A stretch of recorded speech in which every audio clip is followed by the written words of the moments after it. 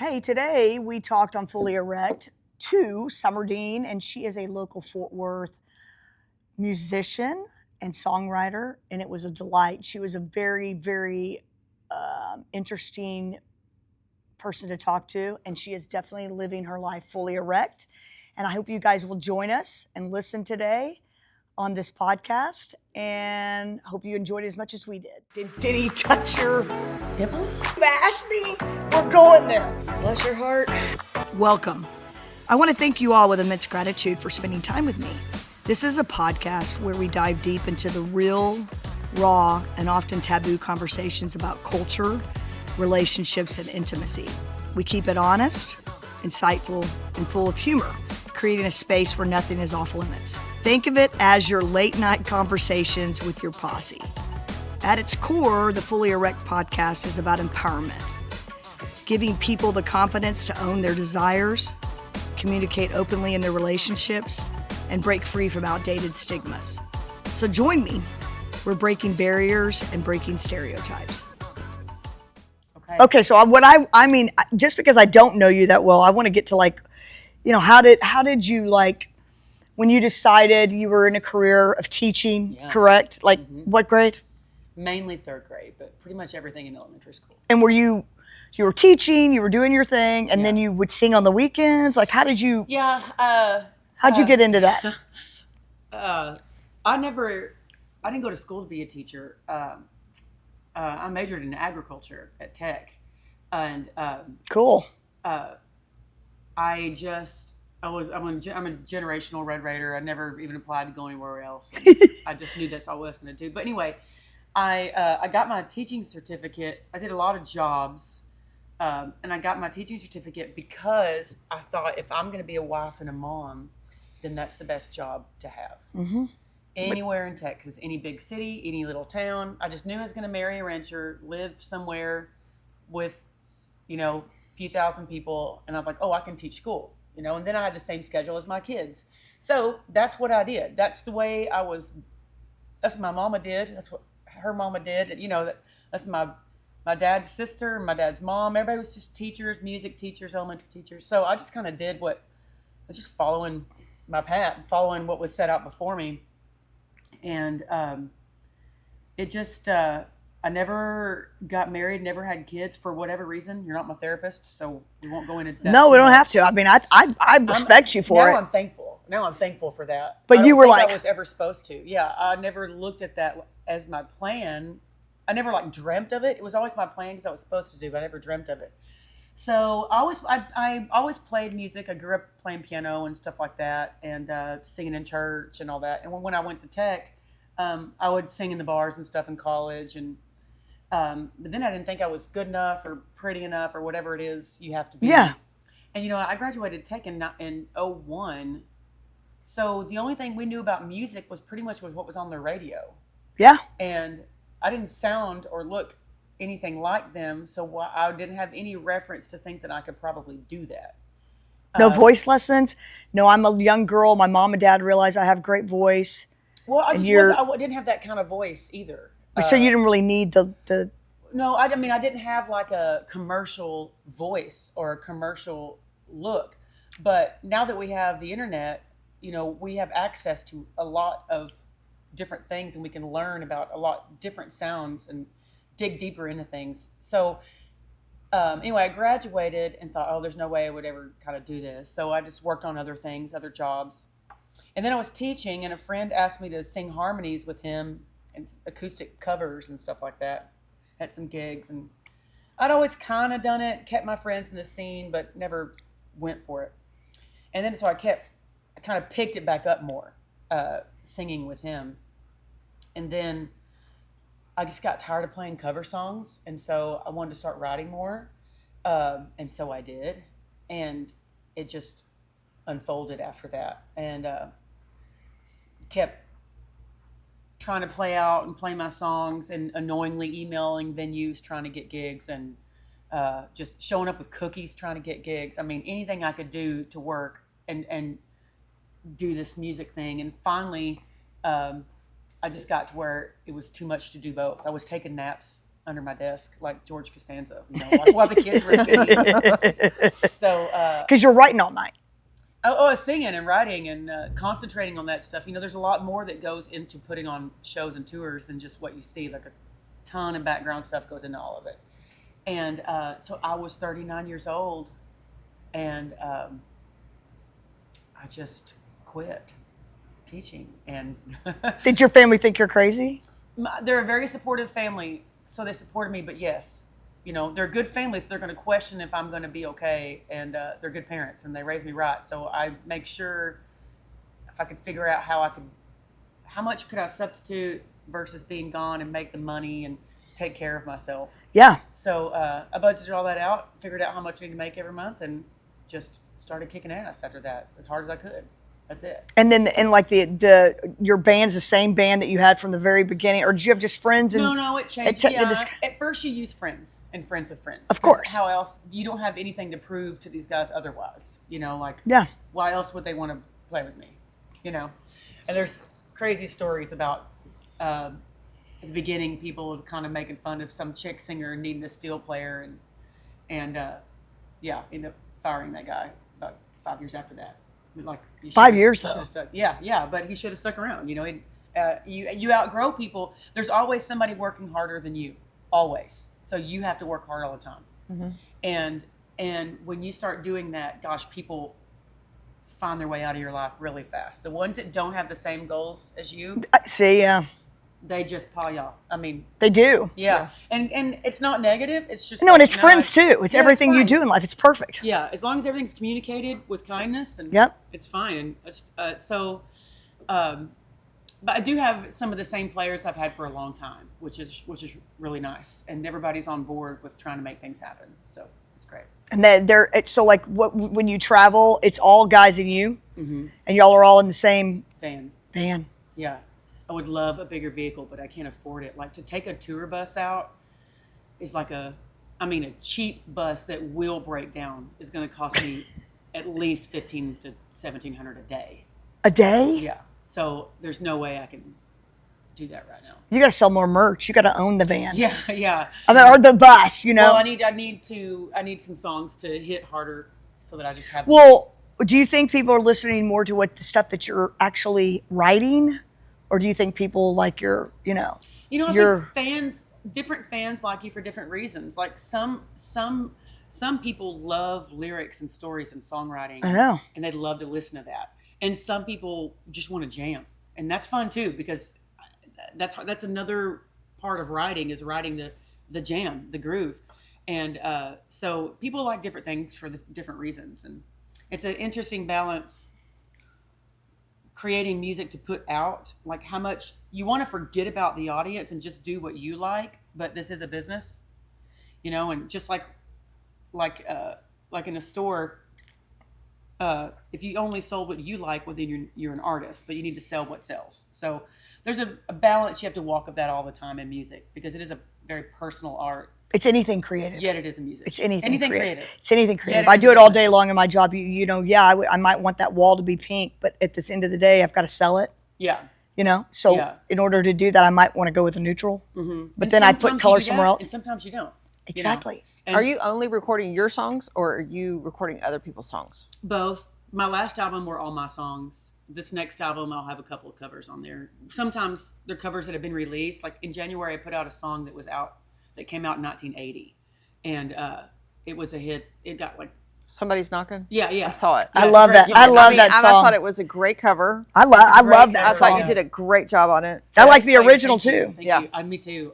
Our bass player brought it to us just to cover on stage every once in a while. Uh-huh. I love it. And it just... And you made it your own. Like it we did. Yeah, I think we did a really good job of mm-hmm. covering it, but also we sexed it up a little bit. It's great. It's very smoky, very it's fun. It's hot. And I was listening to your album today, and I did get I could have loaded up my cooler and gone backroading, or I could have gone straight down to the honky tonk and been ready to go and drink some beer and listen to. But I really enjoyed it. I was really jamming coming down, and some of it's sad and some of it's slow and some of it's fun. When Bailing Wire came on, I was like, this is like Lady Robert L. Keane. like this sounded like Oh, something that's he fun. would Interesting. record. It's a 'cause talking song. It's yeah. a talking. It's funny. Yeah. It's like you're just like it's like I could visualize you walking around and seeing all these things, and it was. I mean, I kind of laughed. I really enjoyed that song, and then the Bodego song. Oh, She's in His Arms, but I'm in the palm of his hand. Yes, great song. Also great song. And then I was that's like, one of my favorites. I was like, this is very Marty Robbins. Like, I was going for Marty Robbins on that one. Well, you I'm glad nailed it. got You nailed it. Yeah, you're talking to the right. Yeah. So the Bale and Wire song is funny. So for almost 4 years, I wrote a song a week, and I stopped for a while because that's a lot. But the group that I was in was just an accountability group. So every Wednesday at midnight, you have to turn in a song, and in case you didn't have an idea, it doesn't have to be good. It just has to be complete, you know. And in case you didn't have an idea, there was a word of the week to kind of help you think of something. You can use that word or not. It's just there. Like the word may be table, which makes me think of this, which makes me think of this, and then I write a song. It's just there to help your train. Okay. Well, the word that week was wires. And so all week long, I was like, I know everybody's going to write about telephone wires or something. And so I was like, oh, baling wire. I literally had zero thought process. I was like, let me just list a bunch of ways to use baling wire. And I just wrote them out in my phone on a walk. Then I was like, all right, now how can I make this have some kind of story arc? And so that's when I made it personal. Like, I thought of my granddad's truck and sitting in the back of it and all this wire everywhere and being in the barn. And so I just sang it into my phone and turned it in. And then it was time to make the album. And I made it with Bruce Robinson, one of the best writers that Texas has ever birthed. Yeah. And so he had messaged me wanting to make an album, and I about shit my pants. I was going to ask you. I read the article. One of the articles, I think it was Texas Monthly. We talked about that. I was like, wow, that had to be very, very cool. I want to hear more about it, how it happened. Thinking about how that went down. But I'll tell you. So we were tell talking, us. and he said, send me some songs. And he goes, don't send me a lot, because send me a few at a time. Because I had a ton, you know. And here's one of the best songwriters. You want to send them all your songs, get critiques, you know. Tell me this sucks, or tell me it doesn't, you know. And I threw baling wire into the mix. I don't know why I sent it to him. I guess because it was just something different than it is other. And I don't know. It's so country. It's so good. It's so fun. It's so real. And some people have found it really nostalgic, thinking about their childhood. And yes. Yeah. I mean, you could. I think you nailed everything about baling wire that you could. And if you've grown up in the country or around, well, see, y'all both did. So that's true. What's so funny. Yes. Yeah. Like Pop, I could feel like I was at Pop's, or like it just. I might have asked what baling wire is, but I kind of do know. If you, I don't think I know what it is. I know what it is, but I was like, y'all know exactly what it is. You could identify with this song. You could visualize everything she's saying. Yeah. You could pick up on. You went to Pops. Well, no, I've been down dirt roads with I thought fencing this is genius. This sounds like something Robert L. King would have seen. It's not genius, I promise. But it is. But like, well, it kind of is on how it happened. Like, tell us how it happened. Not everybody though, can do that, though. Yeah. It really. Not everybody can take something like that and make it personal too, or interesting. That kind of stuff is so weird to understand as a songwriter, because I mean, don't get me wrong, I do study what makes a good song, and I do recognize after I wrote something and then I sing it in my phone, I listen back to it, I'm like, whoa. So you have to listen to yourself? Oh, it's the word. That's horrible. Oh, girl, I can't stand it. You have to just get over it. You just have to get over it. Yeah. But you can learn the rules of writing a good song, but because the only way to break the rules is to know the rules. So you have to learn the rules of writing a good song, and then you could weasel your way in and out of the rules. And you're just literally, I'm just making stuff up.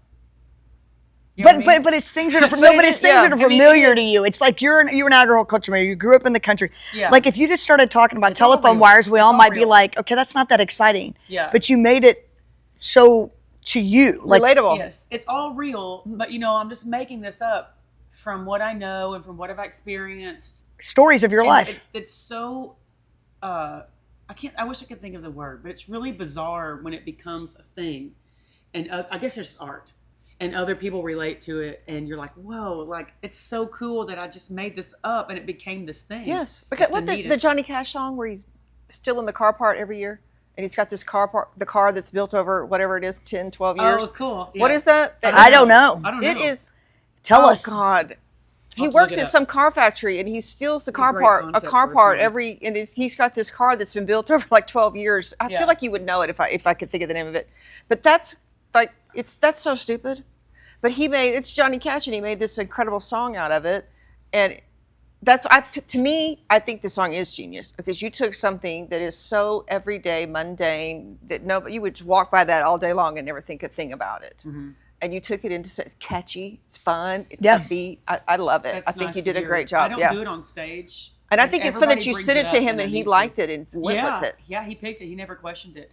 He sent me the list of the ones that he picked, and I said, "What made you pick Balenware?" And he's like, "Oh, it's a great song." Yeah. And I was like, I'm not going to question what Bruce Robinson says. No. You know. That's Charlie's brother. You realize? Yeah. Oh, yeah. Yeah. So how that came about? Was it just a? Yes, one piece at a time. One piece at a time. Yeah. That's great. Yeah. How did he? What do you think happened? Did he read about you? Or did he go to a? I asked him. Okay. Or did so you? How it started was I got an email, and he's got he calls the bunker in Lockhart, outside Lockhart, and it's just an old farmhouse. Like literally, there's just not even just drywall. There's just drywall in some of the places. It's just an old farmhouse, and he's made that his studio, all analog. Nothing's on the computer. Everything's to tape. Everything's recorded live, and which is a really stressful but awesome way to make an album. But they were recording albums, but they were also doing little YouTube videos. Okay. So of original songwriters. So he initially called me for that, to come down to Lockhart and do one of their bunker videos, which even cool. To see his name in my emails, like, wow. And so yeah, sure. So I went down and met Bruce and saw the studio and recorded.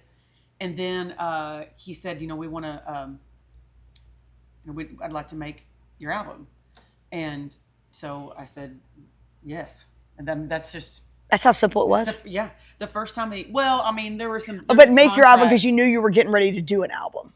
Yeah, I needed to do one. And what studio would you have gone into if you did do it at his? Oh, it just depends on where the money is sometimes. And sometimes it depends on where the money is. Sometimes it depends on what kind of album you want to make.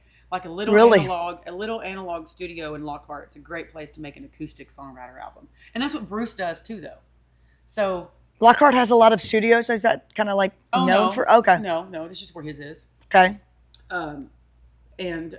So sometimes you lend what you're doing to the space that you're in and the kind of equipment that's there, the kind of producer that's there. How long were you there? Oh, we probably did it over a couple of months. I probably went down 3 or 4 times. And did you spend the night, or do you just go home? Airbnb. Oh, cool. That's how you do it. That's. Yeah. Was that your band on the album? No, I used. Some of his people and just session guys. So not very many live touring guys are also session guys. At least they do overlap, but some people kind of do both. The sound is great. It is great. From here on out, I kind of will use some of my live guys because my live show is a different sound than my album, and I kind of want to marry that a little bit better. I want the album to sound like my live show a little more, so I need to use my live players there. But I didn't realize they didn't want to ever bring the light. I didn't realize your players aren't the ones going in for the studio too. Not all the time. It just every song is different. Like you make decisions to serve the song, and sometimes the studio wants to use their own musicians, and that's the deal. And sometimes the artist only wants to use their musicians, and that's the deal. So every deal is different. There's no right or wrong way, and a lot of stage guys are session guys. Like it just doesn't. I also loved "Clean Up Your Act" if you're going to talk dirty to me. That's a funny one. Hilarious. Dirty Dan. Yes. You wrote that? Yeah, yes. We do that one live. That one's funny. Dirty Dan, and what's the other one? Sloppy Joe. Sloppy Joe and Dirty I like Dan. Sloppy Joe. Yeah. You would get a kick out of that song. It's very funny. Yeah, that's a true story. Yeah, this guy was sliding into my DMs and trying to like talk all dirty, and I was just like, who does he think he is? And the thing is, I probably would have gone out with him. He'd have just nicely said yes. I know. Stop doing that. I know. It doesn't work. It doesn't work. Yes. So talking dirty before you've even met him? Yeah. It's like, do you think that like? Anyway, so That's it horrible. doesn't matter because I just got a song out of it. But and we're still friends, and he knows it was him. But would you tell him it was him, or you knew after the song was written, or you're like, okay, I'll go ahead and send you this? People know us both. That's oh, okay. Yeah, but I got you. Player Kevin Skurla, who's going to produce my next album. I told him about it, and he came up with a clean up your act if you want to talk. He's got to clean that up, and then we just kind of talking, and it came out, and I'm like, oh my gosh, I'm writing this song. Yeah, that's how it happens. Yeah. Mm-hmm. That's like so that. Funny. Yeah, when you ask about Fully Erect, I think it's just a collaboration of people talking. Yeah. The other thing I was going to say, you did ask early on like where the name came from, and it is a little play on words, and it does sound. People go, what? It's got a connotation, but when you decided to leave this steady thing in your life that sounds like both sides of your family, everybody was sort of doing the same thing, and you were like, I'm going to take this huge risk. Yeah. And I have these people that are going to support. You stepped out of this comfort zone into what you fully really. Erect. And what was your fully erect moment? That's the question. That's what we're looking for. What was your? I have two of them, and I use that same scenario to help me make decisions all the time. My brother, who's a very impressive person, he's 3 years older than me, and he told me one time, well, there's people in this world that do things and people that don't. Damn. Like, yeah, right. So, I mean, if you're smart and a capable person and take risks to the point where it's going to be okay, but take the risk, then I don't know. I wanted to be that kind of person. Yeah, no, I get that. Tammy, why not? Do it. The worst that's going to happen. Tammy, why not? I love that. Yeah, no, I agree. That's my next tattoo. I mean, the worst that's going to happen is that it won't work. And I'll give it. But you do that. 15 years. And I tried it, and I'll go back to teaching or something. But look what you've learned, though, by doing it. Like, that's why we always say people don't live fully erect. I think a lot of people stay in their comfort, and I don't even think it's comforting. I think it's more about I think it's safety. It's like safe security, but then I also think it's savings, retirement. That's what scares me. And there's so many people. Is your retirement? That's what. Or health insurance? Held me back the most. All that stuff, because I was raised right. And then you have all those things, And so, I don't have like a 401k. I don't have any of that. I do like a Christian Samaritan Ministries insurance. Yeah, I know what you're talking about. Yeah, we pay each other's bills, basically. And so I've heard of it for sure. I haven't, and nowadays, insurance, nowadays it's like you almost pay less by not being insured. It's a racket. Racket. I talk about it all the time. I do have a catastrophic. So I just made sure that when shit hits the fan, I'm okay. So because you're not leaning on a man, you're not leaning on a woman, you're not leaning on children. I have zero dependence. You are you. I have a cat named Beans, which is pretty awesome. Thank you. But I think a lot of people you get worried about that. They do, and I can see that. But I think it's something that we've told ourselves, or our family told us, or generational told us. Something told us that.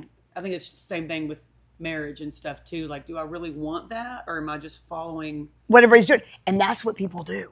And I remember thinking, at some age, I remember when I was single for a long time, till my 30s, didn't get married to the man I'm married to now. I always remember thinking to myself, do I really want to do this? Why am I doing this? Why am I married? And we have a great relationship. Mm-hmm. And I thought, well, I want a kid. Yeah. And then I came from families that said, you have a kid out of wedlock, you're a bastard child. Yeah. You know what I mean? It's God's going to frown on that. But whatever it is, if you listen to your parents, because my parents were really good too. Mm-hmm. And so I was going to listen to what they said, but it's funny. Then I realized, oh no, I want to be married, and I've stayed married. So it's good, and it hasn't been easy. No. And I'm always like, people that don't marry, it's hard no matter what you choose. It's hard, but they don't have all that. It's just a lot to just be married for the wrong reason. I'd rather be lonely than miserable. That's what I'm saying. And being in a relationship with people that you are absolutely don't like. Yeah. And there's a lot of that. There's so much of it. You see a lot of it. Yeah. And they're envious of you because they're like, ooh.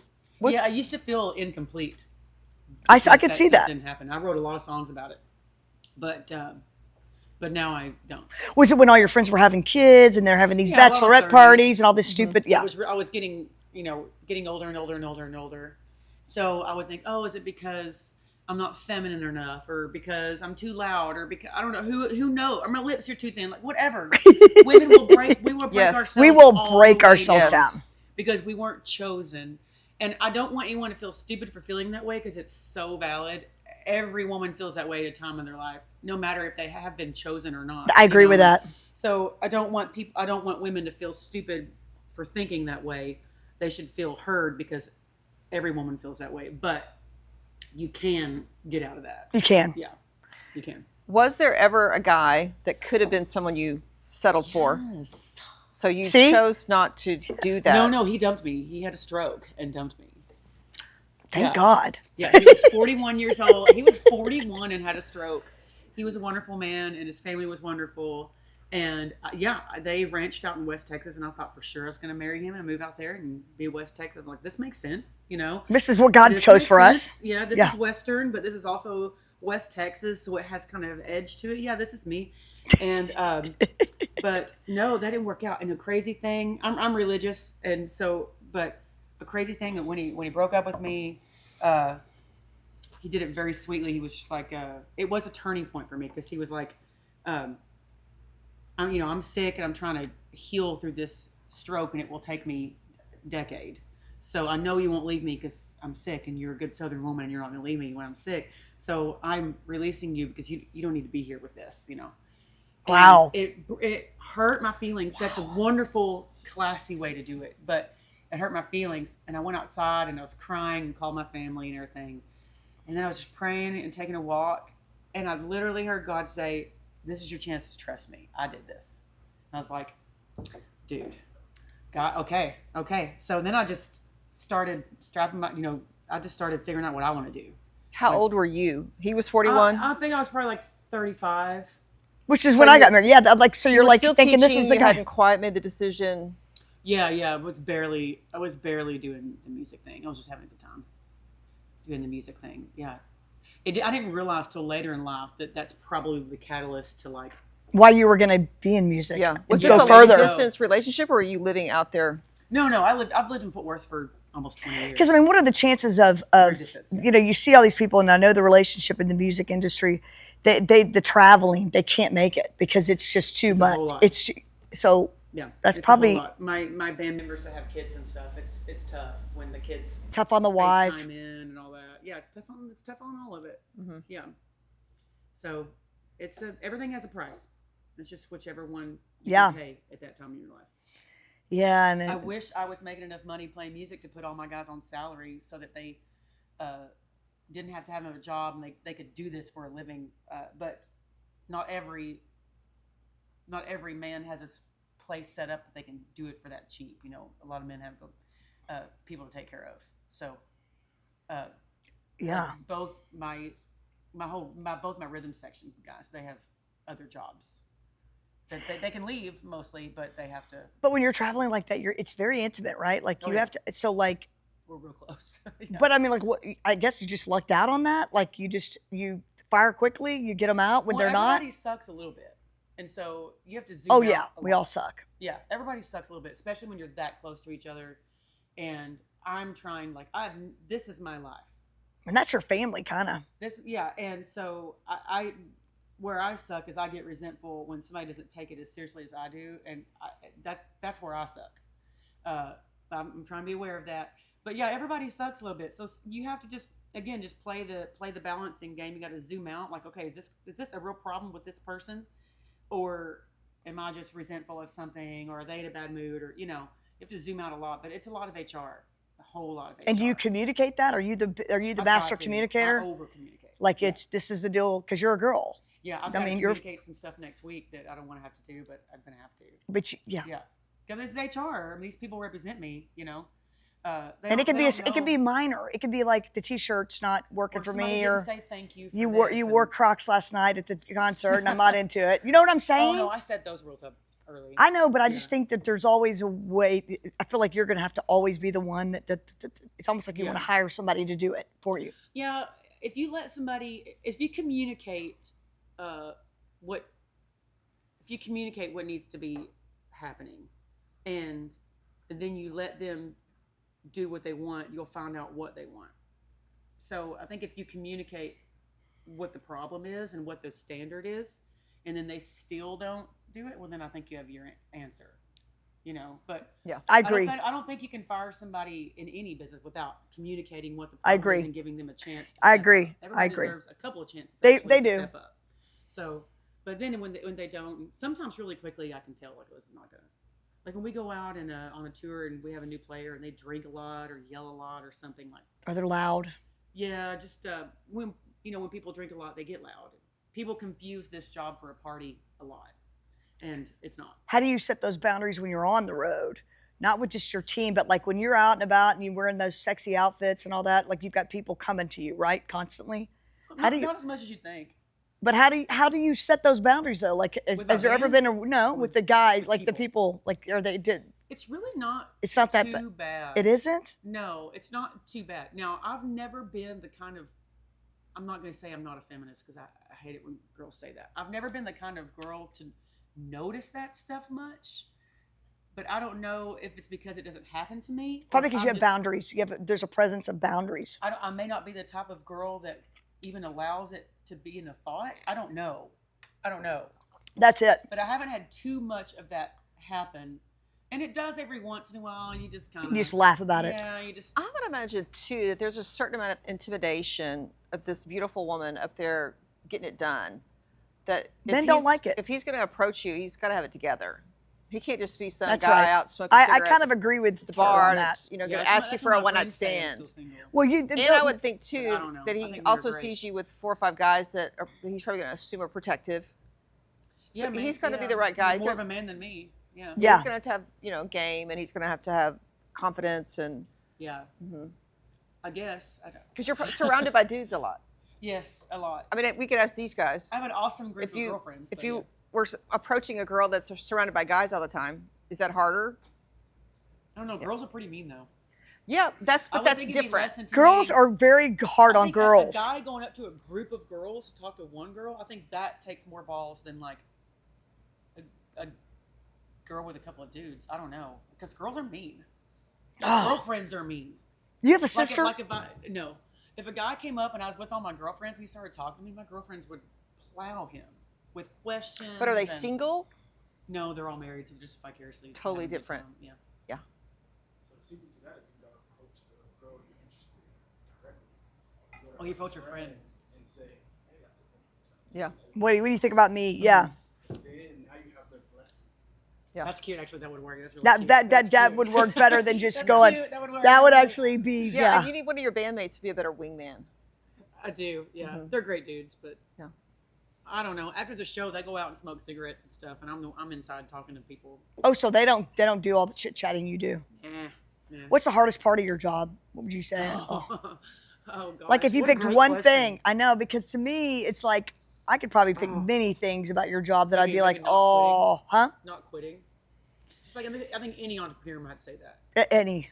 I mean, if you zoom all the way out, yeah, there's things that are shitty and things that are hard, but like if you zoom all the way out, like just keep going all the time and like because I don't get to go to work and get paid to do my job. I've got to create my job every day.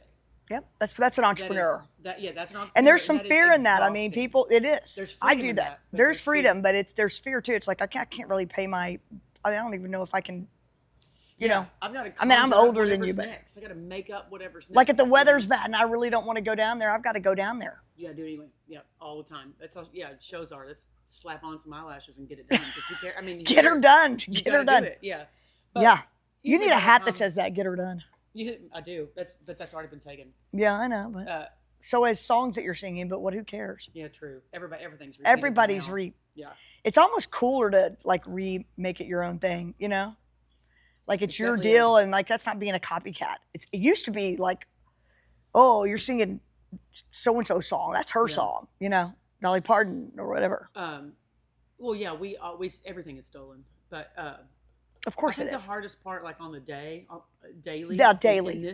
In this day and age, is now we have an added job of being social media experts and content creators. Yes. And, algorithm navigators. Do you do your own? Yeah, right now. You do. Yeah, right now. I'm trying to negotiate. You have a lot of followers. I'm trying to go. Not Did as you much- work on that? I don't have as much as I need to have though. I need to have about double what I've got. I know it's crazy, but I'm trying to negotiate with the label. You can pay companies to help you with all of that. So yeah, That's extremely expensive. So let's say you have $50,000 to make an album from start to finish, like all the way out, finish, including marketing, all the way out. You probably want to spend, a little over I would say 60% of that is when the album's done. 60% of that is marketing, all the things that go with it. Your publicist, yeah. and then the other 40% is making the music. It's crazy how that is now. And the And that's publicist you have to so pay too. hard. Like used to, the publicist is very expensive. Yeah, used to, you had to tour and work hard to be a big deal, and now you have to be a big deal in order to tour and work hard. It's really crazy, and we can't complain about it anymore because it is 100% here to stay. And it's just going to get crazier and crazier with AI and all this thing. I was going to ask you about AI. So where can people like that we're listening right now? Where can we follow you? Where's the best place where you Just want? type my name into the address bar. It doesn't matter. Okay. Yeah, my Comes TikTok up. is really sad. If you're on TikTok, I need So followers there. Instagram and Yeah, you, Instagram's and you want my some number TikTok. one thing, but Okay. my team is YouTube? telling me about TikTok. Yeah, everything. I'm Everything's on everywhere. TikTok. Everything. It's Yep. the best. and right they're now. telling you got to grow that. You just have to now. You just have to. It translates into ticket sales, and that's where you make money. Yes, you need to see little song I snippets. think that's going out all what the Teddy time. Swims did, What's that? didn't he? During Little song COVID. snippets that are going All out the time. because so many people, it's so reachable.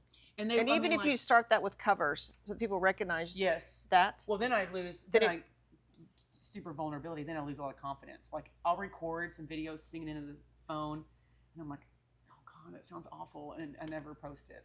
It's You so know, bad. I've been- God, they might Um, actually like I that. know it's. So It might bad be one that of I those do things that. where you're saying, it's almost like you would be saying, this is so bad. This is so bad. You could say it over 3 or 4 times. People think it was funny. You know who I've been Probably. following And you'd get a lately? follow- It could work. On TikTok, and I don't know why he started coming up in my Aaron Watson, Yeah, I know Aaron. Yeah, but he's funny he's posting all the time. all the time. They say to really get in the algorithm heavy, like for a month, you got to do like 3 posts Yes. a day. A He day? gets on his tailgate with some popcorn and Yeah. complains or gets on some hot topic, It and then is so hard. he sings with his son. Who or has the- time to do that? It doesn't matter. That's the job now. You got to do It it. doesn't matter. That But is the job. but you're not doing it. He's doing a I'm good not job. doing it to the point that he is.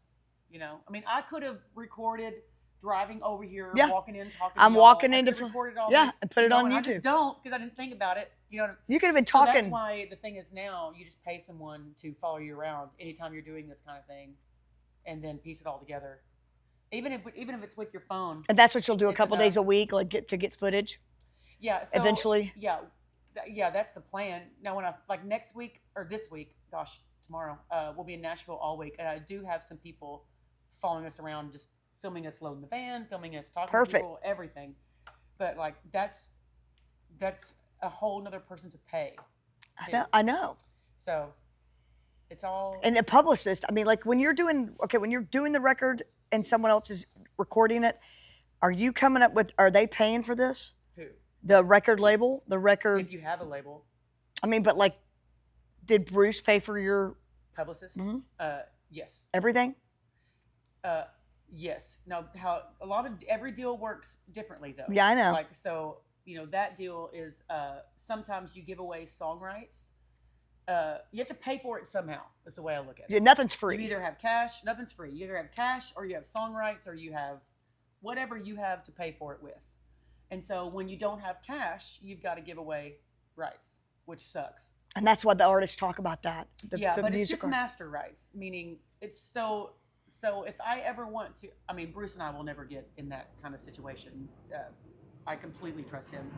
But, you hear of like bad people owning songs and stuff like that whole Taylor Swift Yeah. thing, So that's why she did Taylor's versions. So those masters were owned. So those recordings, so I can take Balin Wire and re-record it and own 100% of it. It would be Summer's version. Okay. You know what I mean? Yeah. So it's just those recording that you can set. You can sell that. You can sell publishing rights. You can sell all kinds of different rights, but you pay for it somehow. with every label deal is different. Yeah. It's just whoever's got the cash and whoever's got the goods, How'd you start out in the beginning when you just quit your job? Did you say, I've got some savings? Because, how did you you sell things and sell calves out of the herd and don't put it back in the herd. And so a couple of the articles said that you had a wedding fund and you scrapped the wedding fund. Is that true? Yeah, that's what I did. So I made a little bitty short, like 6-song EP, and I just did that over just a little bit, couple $100 at a time. And I literally had no idea what I was doing. I called a friend and was like, how do you make an album? I've got these songs, I have no idea what to do. And he just held my hand through the whole process, and I learned.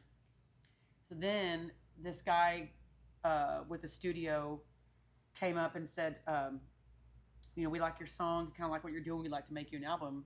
And we are going to make our own label in a subsidiary of Columbia Records. I was like, oh, heck yeah, that all sounds great. Let's go. Shake hands. We make the album. And it turns out that they weren't really doing that. Or it broke up. It was kind of a weird, messy thing. But either way, there's this album that was made that is now not paid for. Because that label was going to sell it, that studio was going to sell it as a part of their new label, but Columbia didn't pick it up. So it's just sitting there. So it was just sitting there. So he's like, so if you want to put your songs out, you're going to buy it from me. And it was like $40,000 or something. We'd spent so much money because I didn't think it was my dime. So I bought over $2,300 worth of Whataburger, like crazy. While we were recording. Like that just gives you an example of what we spent, Touring. No, recording.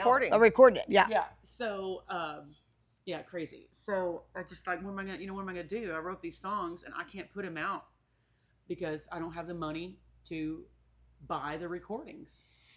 It was awful. And so I called my mom and she, was telling them like what's going on and filling them in. And she was like, okay, well, there is this nest egg of money that I've always set aside. Like she's like, it's your money. It's like this person died or we sold this and it was yours. And I just kept it and I called it Summer's wedding money because she thought I was going to marry the rich guy from Midland that had the stroke. So she's like, I've got this money, the wedding money, and it was about that amount. And I was like, hot dog. And I cashed that in and got my album back and put it out. Isn't that crazy? Oh, so when Bruce came on the next album and said the crazy. Same thing, we'd like to make your album, I was like, well, we're going to talk about how this is going to go down. Yeah.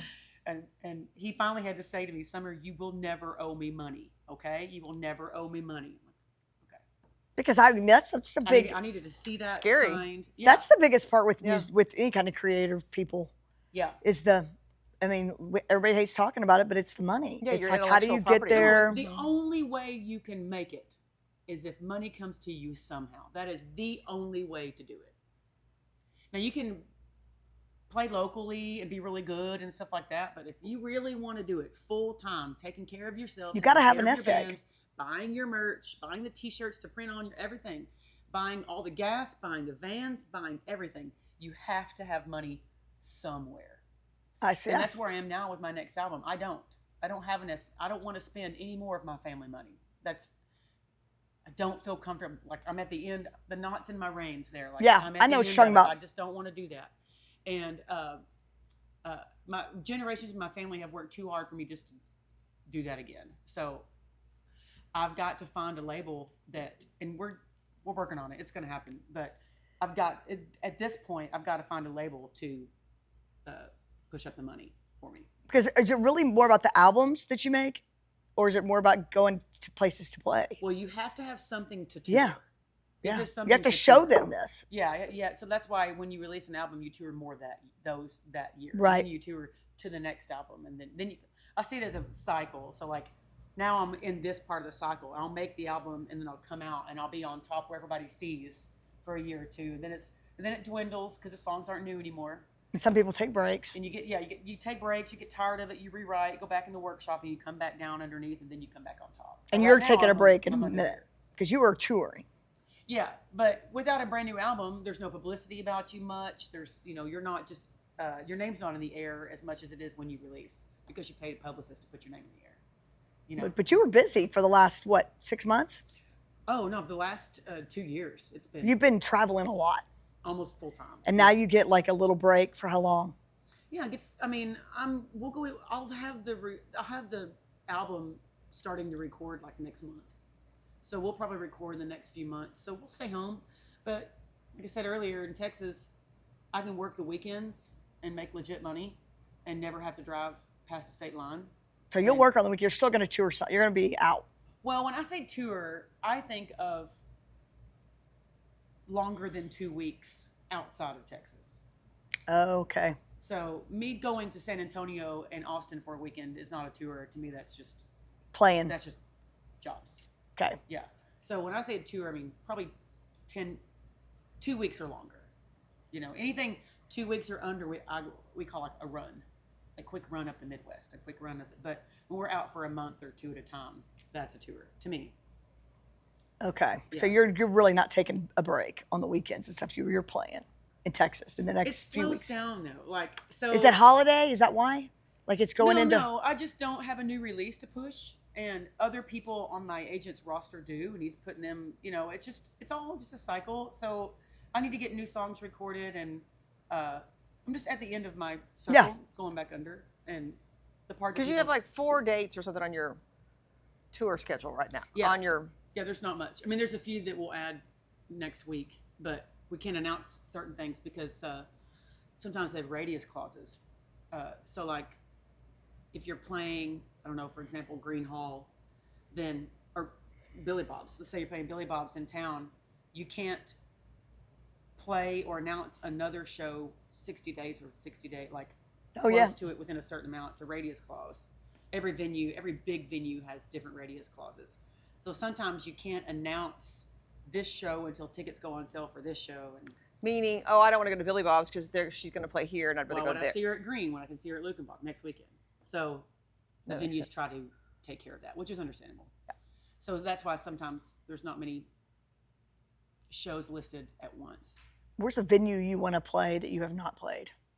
Well, It's like your January dream. 10th, I've played Green Hall many times, but never as a headliner. And January 10th is our first headline at Green Hall, which is cool for a Texan to headline Green Hall.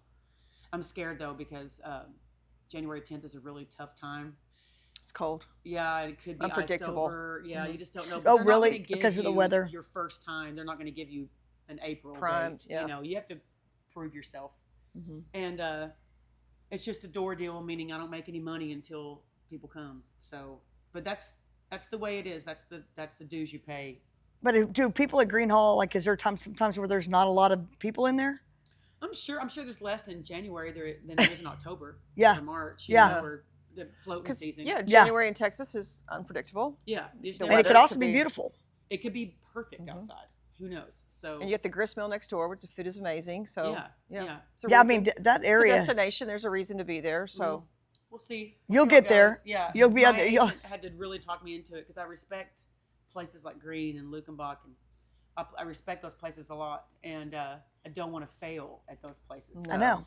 And so I said no the first couple of times. It's like, oh, I just don't think I can pull enough tickets in January to not fail at that show.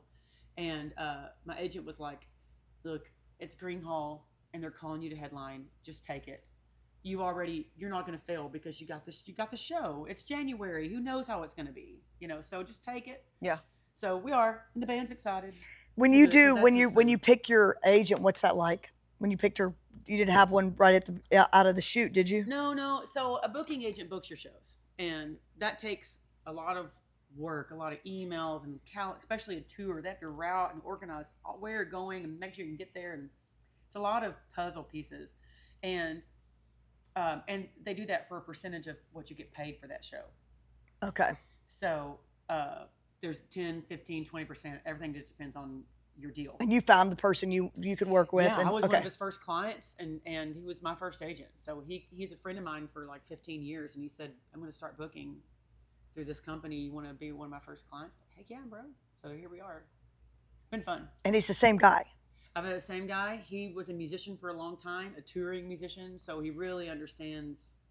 He knows a lot of venues, and venues know him. And he really understands the roads and what it's like out there. And He's real careful not to work us too hard. It's nice when the person that's sending you everywhere has been there. Oh yeah. You know, because he can be like, oh, I booked you at this place, and when you walk in, don't get mad at me. It's going to be fun. It may not look great, but it's going to be fun. Okay. So Did you say that a lot? Not really. Now we're getting to the point where I kind of know where we're going and what we're doing, and I don't need as much heads up anymore. I can. So tell me about your trip to New York. Like, what did Fort Worth? Who came to you? What was the calling for that? I was working really hard on the music scene, both import and export, and interesting. they just had this. They do all kinds of fun things. So they have Here Fort Worth, HEAR, Here Fort Worth, and where I really understood what they were doing, they would fly me and other artists to these places to sing and play acoustic at these meetings. I was like, I don't totally get what I'm doing here, but I'll just do my job. The Chamber did this? No, it's Visit Fort Worth and Here Fort Worth. It's all part of Visit Fort Worth. Okay. And so when I really understood what we were doing is we're in Vegas, and it was a convention for people that need to have their sporting events somewhere. Okay. Okay. So Fort Worth is there trying to get them to have their sporting event. You're like an ambassador. So you're an ambassador. Yeah. So the girl Exactly. gets up there and she said, you can get online, and everything always looks amazing. Everything looks so classy and Western, and Fort Worth does an amazing job of it. And so she got up there. It was a breakfast in Vegas. And who eats breakfast that early in Vegas? I don't know. But we got up there, and she said, you can get online and see how big our convention center is and our hotels and all that, but you can't get online and get a feel of our people. So we brought some artists to talk to you and play with you while you're eating breakfast, or play for you while you're eating breakfast. And I was like, oh, that's what we're doing. Okay. So Creating a scene. Yeah, creating a scene is exactly what they're doing. And I thought that's great, because then if those people have their convention or their meeting, or they might need an artist to play for some. That's true. Yeah. Executives, and they'll call me. Oh, well, let's get that girl that played the deal. So it always worked out. So the thing they did in New York, so many media hubs, or so many media offices have hubs in New York. And so they just put on a big installment and invited all these media conglomerates, Today Show, Kelly Clarkson, Spotify, all these people have businesses or offices there. And they did this huge install of the Fort Worth vibe. I mean, they invited influencers, everything.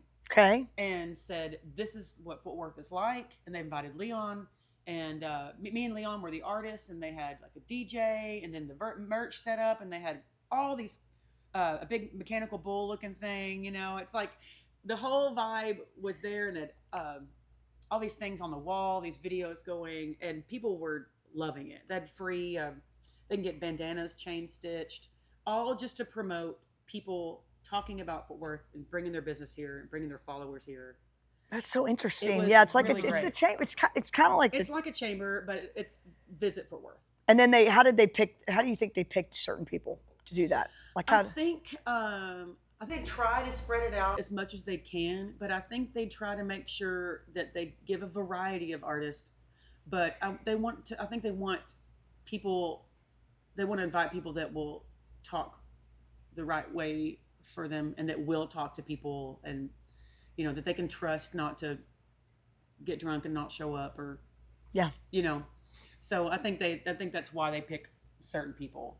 But did y'all all hang out? Like Leon Bridges, did y'all play together? What'd you do? No, I know Leon just from back in the scene, but no, he had an entourage of very, very handsome black men around him. It was just like, the vibe was so masculine and sexy. It's just like, whoa. You say you just sat there and watched him. I haven't seen him in years. I was just like, what is this feeling you have around you? And it was very sexy. Yeah. And he's on, I saw him on the dating websites, and was like, yeah, but, Did you? No, we're friends. But he doesn't live in Fort Worth anymore, does he? I see you on here. What's that? He doesn't live here anymore, right? I think he has a house here. I thought he moved to Dallas. I don't know why I heard that. No, he wouldn't move to Dallas. I think he has a house here. He probably has an LA house too, or something. No, he has a house in Fort Worth, or did. Yeah. But then I think someone said he moved. He's somewhere else too. I'm sure. I mean, I would be too if I had money, I'd have a house here and other places. Where? Montana? Where? I don't know. You will one day. So where's it going to be? I don't know. You got to Knowing think me, that. I just put the money right back into my business. Yeah, I know. I'm kind of Yeah. like, I kind of have to. Yeah. Yeah. Isn't that weird? I'm fine. It's like everybody's I got like, my beat up Mazda out front. It's fine, is that, but that's not what you would ride on the road. I mean, No, I have a van. Her name's Vanya Tucker. I have a van that goes on the so road. speaking of that, My Mazda's what I beat was up around Tanya town. was she your idol back in the day when you were a little kid? No, I've always a fan. Sure, no, but it just rhymed. That's all. I loved her. I love her too. I loved her. I would Talk sing about Delta Fully Erect. Dawn. That is a woman that is all Lives- the way herself, since she was a teenager. You know, A queen, an Yes. absolute queen. Yeah. She is an absolute queen. I really want to do a tribute album to her, but maybe one day. That's a Yeah. great idea. Yeah, Didn't she great just do a idea. new album? Had to get her do an album. I saw the Probably. documentary of how she had to. Oh yeah. The like working of it. Brandy Brandy Carlisle. I mean, that Yeah. was hard. I Yeah. mean, it was hard for her. Yeah, but it totally rebirthed her career. Yes. Did pretty you ever great. see her at a reality show? Tanya's relation? No, I didn't. No, I didn't either, Oh my Pelly. God. I'm just glad none of us are calling it Tanya. I It think we should was call her one of the Tanya. Her name's best. not Tanya. You know how Ozzy's Pelly had a the friend named Osbournes Tanya. was like the original. Yeah, Yeah, and I reality loved show. them. It was the there's first one I ever it was watched. No Right. one's has been as good as that one. I don't think so. No, everything else is scripted. I haven't even and watched the other ones. Tanya Tucker had one, and it might have been on a CMT or something. I don't know. I can't remember. Hers was as good as the Osbournes. When was it? She had no idea what her kids were doing, where they were, what was going on.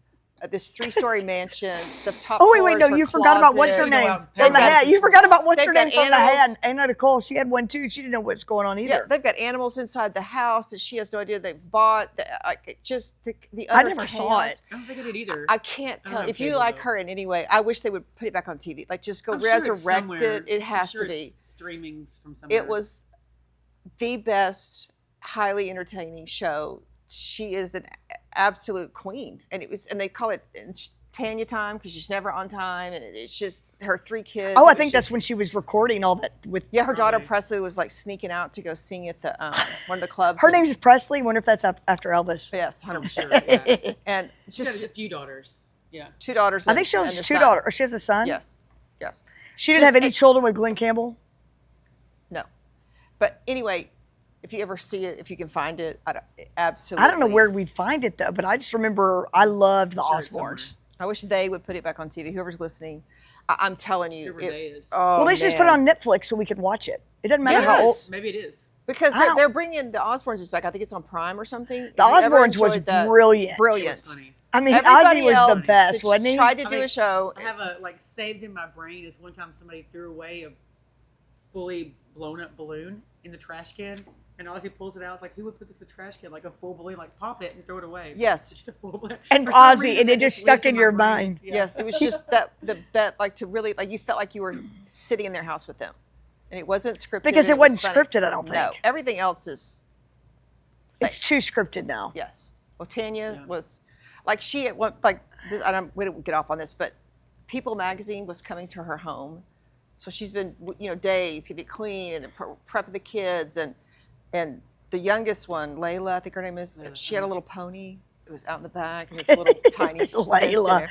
that's And pony. Layla's like, bringing my pony in. Like she brings the pony into the house, takes it into her playroom. She's playing with the pony in her house. And she's Pelly. People magazine's going all through this house. They're everywhere. Cameras, and she opens the door to go in this room, and it's the kid and the horse, and she's just like, son of a bitch. And she's like, gotta shut the door and redirect the cameras. Like Go look in there. like, There's horse shit in there. It's funny. and No, she's, but she's a night owl because she tours all this stuff, and so she's baking in the middle of the night, going to Walmart in the middle of the night with her fanny pack that she decorates with her own bedazzler. Like Oh, I just funny. can't tell you. No, that's ringing a bell. She It was, is? She was. It Yeah. was fascinating. I don't think I Hilarious. ever I think saw it's it. somewhere. I bet we can find it. Oh, the kids. They I'll just email it were. to you if But you she want it. didn't go on tour again. I don't think she toured. She did she but I recorded. think I think she plays She's definitely like working. she does. Yeah, she does like. Her manager's her husband, when right? You're that, I think so. When you're Is that she big of married? a, Mhm. when you're that big of a artist, like you don't play every night because it takes days to set up your set and tear down your set. Right. So it might not seem like she's touring, but she probably does runs. Like oh, we're gonna do I've got to do this, and so I'm gonna go out and play for a week, 2 weeks. 2-3 shows. That's probably. I don't even know if she I does have that. no idea. I have no idea about Tanya's. I don't either. Yeah. But I know that I saw the there was a documentary about Yes, her, it was her amazing. filming. I mean, and they couldn't, and who's her producer? Brandy Carlisle. She was very, I would say, calm. I think she handled her like Smiles all the time, patient, and Brandy's just kinda known for really. that. She's a real legacy lover. Oh, Yes, she's I thought- awesome. absolutely just did her every service that she deserved. That's good. I mean, everybody's personality is different. Yes. I mean, that Tina, she lives fully erect, And I think And she's the queen of it. Oh, It's gotta yes. be. right? I mean, who Yes. else would you think of like that? Well, I think another thing I thought about when I was listening to your album today, you kind of reminded me of some of those really strong voices in the 90s, female 90s ladies. I thought was a very strong decade for like Pam Tillis, Kathy Mattea. who we just saw, Mm-hmm. Gretchen Wilson. Was she in 2000s or 90s? Like, I don't know where she is. I don't know what happened to her. She's still singing. But she like, her voice was something else. Yeah.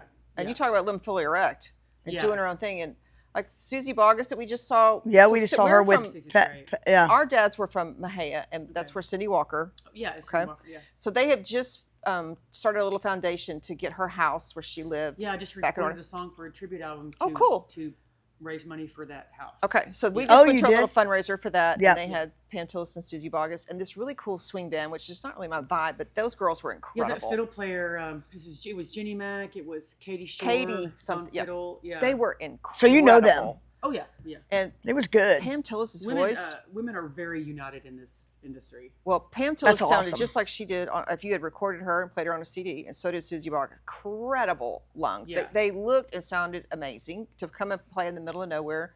And to me, you reminded me of that genre, and like I thought that decade for ladies was really powerful and Yeah, big time. very country sounding. Yeah. Not this pre-recorded rock and roll sounding, which was that's country fine. people I singing That's country fun for songs. a yeah, lot I of don't people want to like hate that. on your vibe, but it's not, to me, that's not country music. Yeah. I want it to sound like with a fiddle and a steel guitar. I can hear that in your Yeah. music, and I really dug that today when I was You know, listening to it.